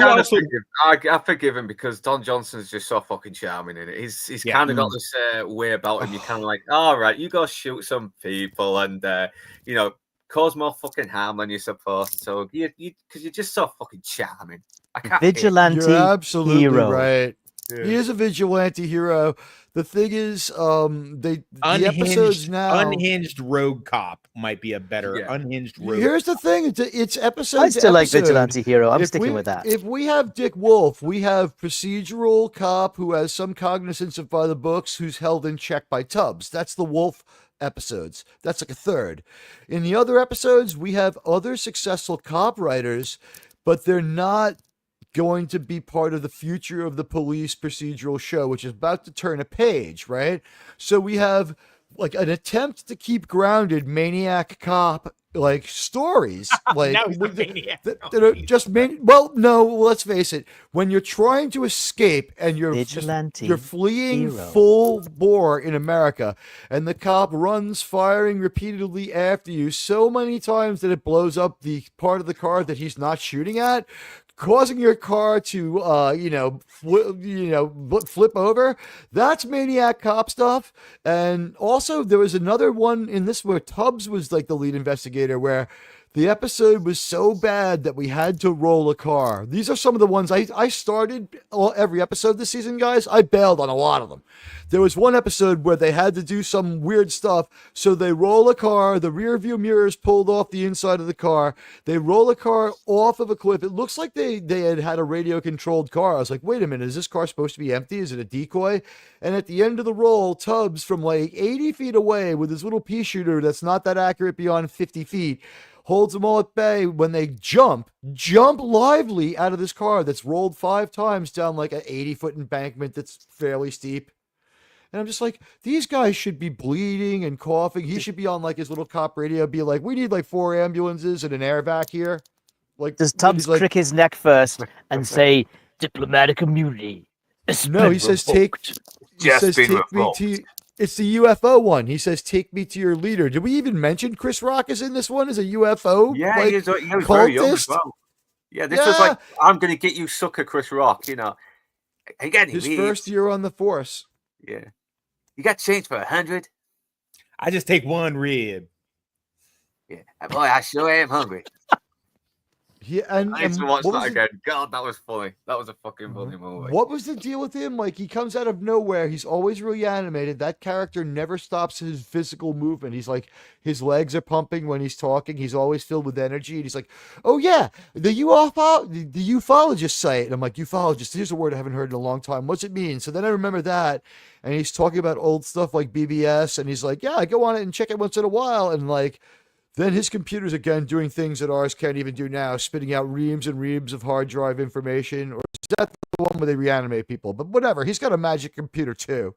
And he's just almost in like the Heaven's Gate cult. It's very strange. I guess internet security wasn't quite what it is now. Oh, But yeah. also, it's about everybody. to become more secure. It's about to become more secure, so we can no longer say hurty words to anyone. Ha ha ha That, ha. Chris Rock being in there was unexpected, and Albert Molina, like Raiders of the Lost Ark, Alfred Molina. Sorry, Alfred, I apologize to you and your parents. Alfred Molina being in there, Doc Octopus. At least he does a good New York accent when he's from New York. He was great in his small role as the lawyer in The Big Thaw. And that one is another one that was just lighthearted. We had a couple of lighthearted ones. I don't know if we placed them at the right points in the season. Does Teller appear more than once as a lawyer? Because Teller appears as a lawyer, like the magician. Teller appears as a lawyer in Like a Hurricane. Not but Teller. Does he speak? Yeah, he does. Yeah, Teller's got a speaking role. He appears as a lawyer. Penn was in the season 2 opener as well, wasn't he? Yes, he was. He was the New York cocaine Penn was, mover. but not. This is Teller, the little guy. I've seen them in Vegas in 2011. They're amazing. This sleight of hand. Anyway, sorry, I digress.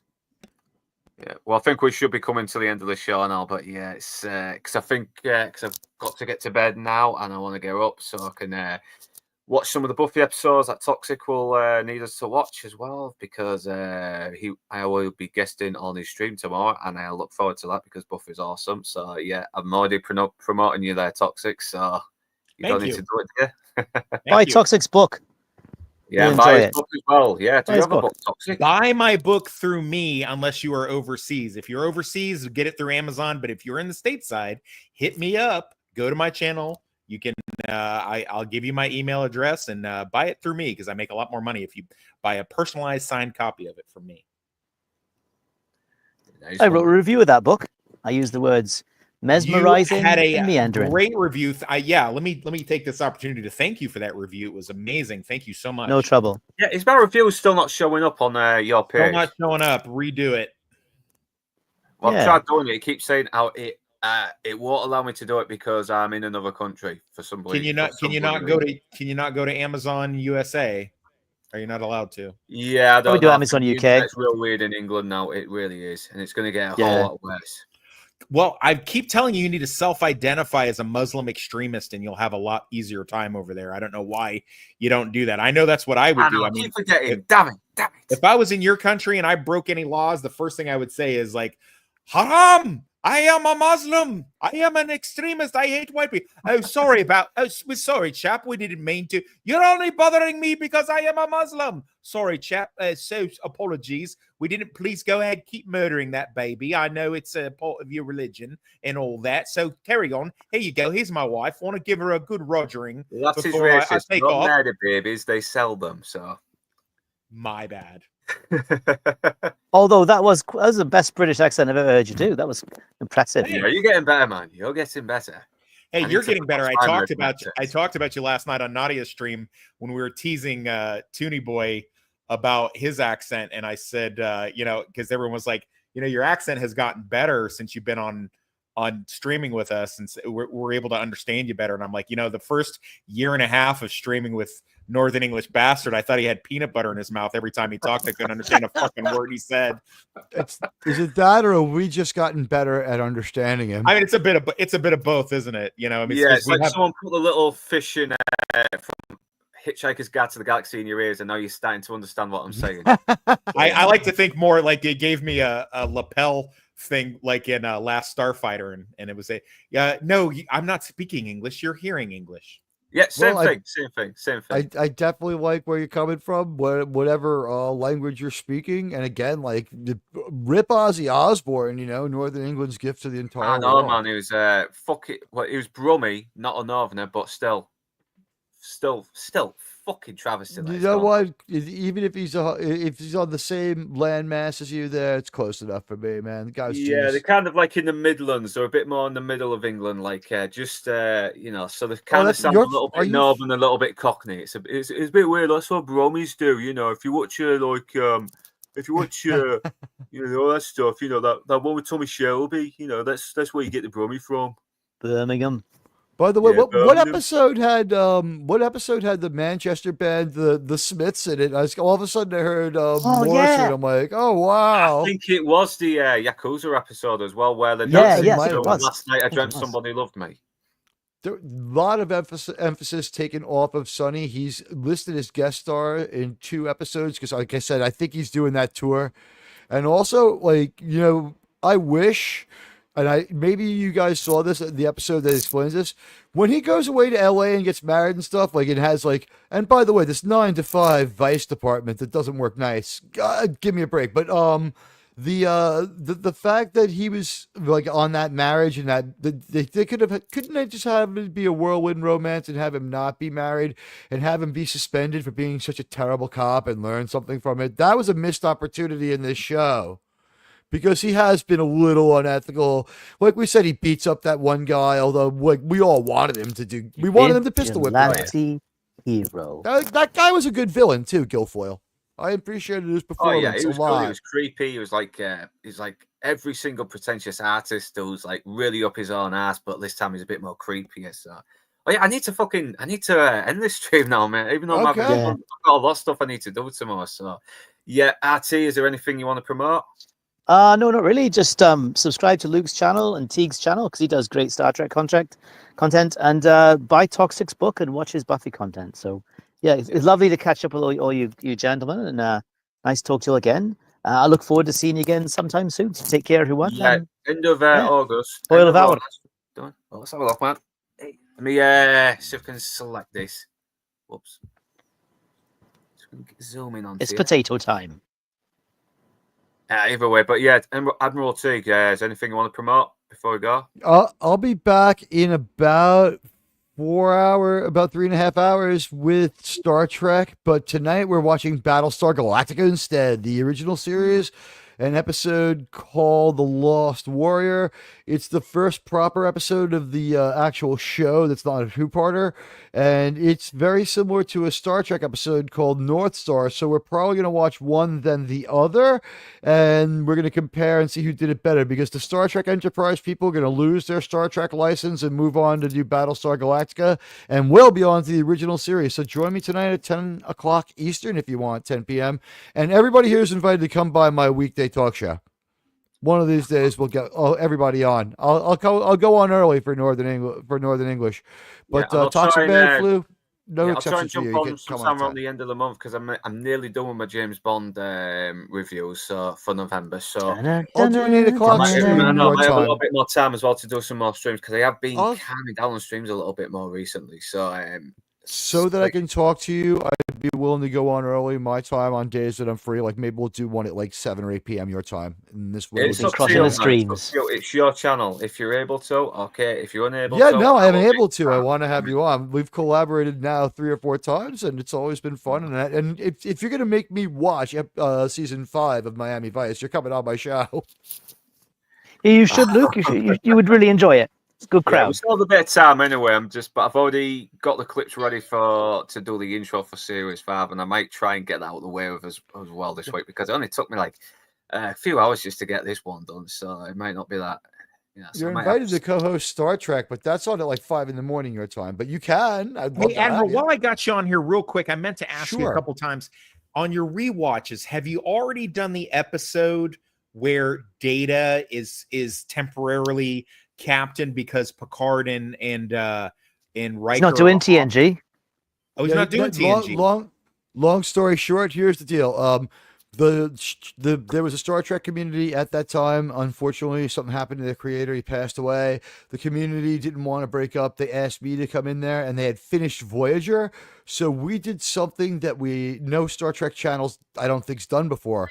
We're starting with Enterprise. So we're in season 3, and we're just kind of like diverting best a little season. bit out of it for the moment. It's pretty good, and we decided to recommit to it. So you guys got your way. We relented for you.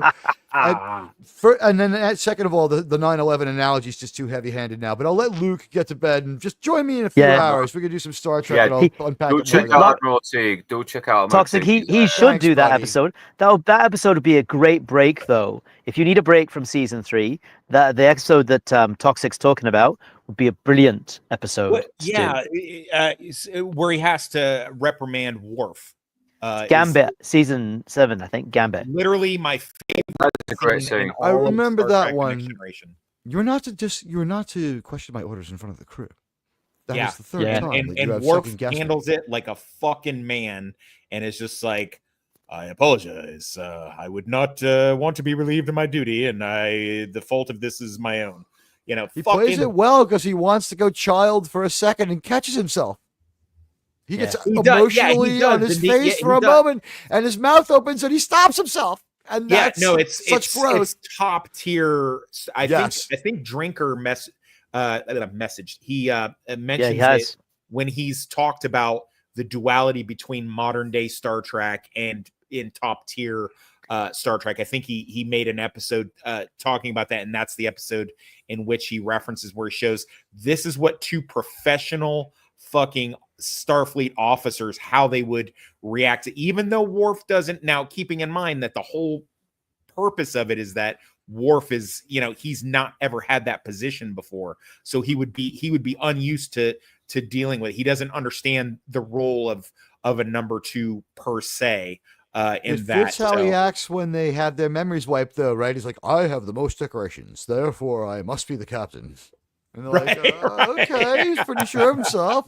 Yeah, I think Drinker put it in the video where he talks about Command and Admiral Holdo from Last Jedi. Is think that it's the in that. one? I gotta look that I think up. it But might be. I'm sorry. That's Or Laura all Star Trek. Dern. No, Or- was it, My bad. why modern entertainment sucks? They're written by children. That's the video, isn't it? Yeah, It might think be. that's the It one. might be. Maybe. Or I think Laura so. Dern. Was anyone else guilty of seeing her and being like, she's in so many good movies, maybe she'll save this piece of garbage? And it's just like, she just like No, throws 2 I more was- road flares into the garbage fire. I was like, Yeah, why is her hair no, pink? Yeah, And she then really from that killed off moment any on. fucking goodwill because she was a pretty good actress, and this has really made people not fucking like it. Not even No, not I even was, the actress herself. I was Yeah, locked- even I was going as locked up far when, back as Blue Velvet. I was locked up when Last Jedi came out. Wild so at Heart. I didn't see it, and then by the time I had gotten out, I got to all the people. I was playing catch up with all my stuff that I missed for 5 years, and people were like, they were like, no, don't watch Last Jedi, and I was like, okay, I won't. So, yeah. I mean, The I've one watched that's Mahler's. cathartic is Rise of Skywalker because it's just like such a comeuppance to someone who's been such a thorn in our side for so long. Yeah. Hey, I'm gonna pop off. Thanks for having me. Yeah.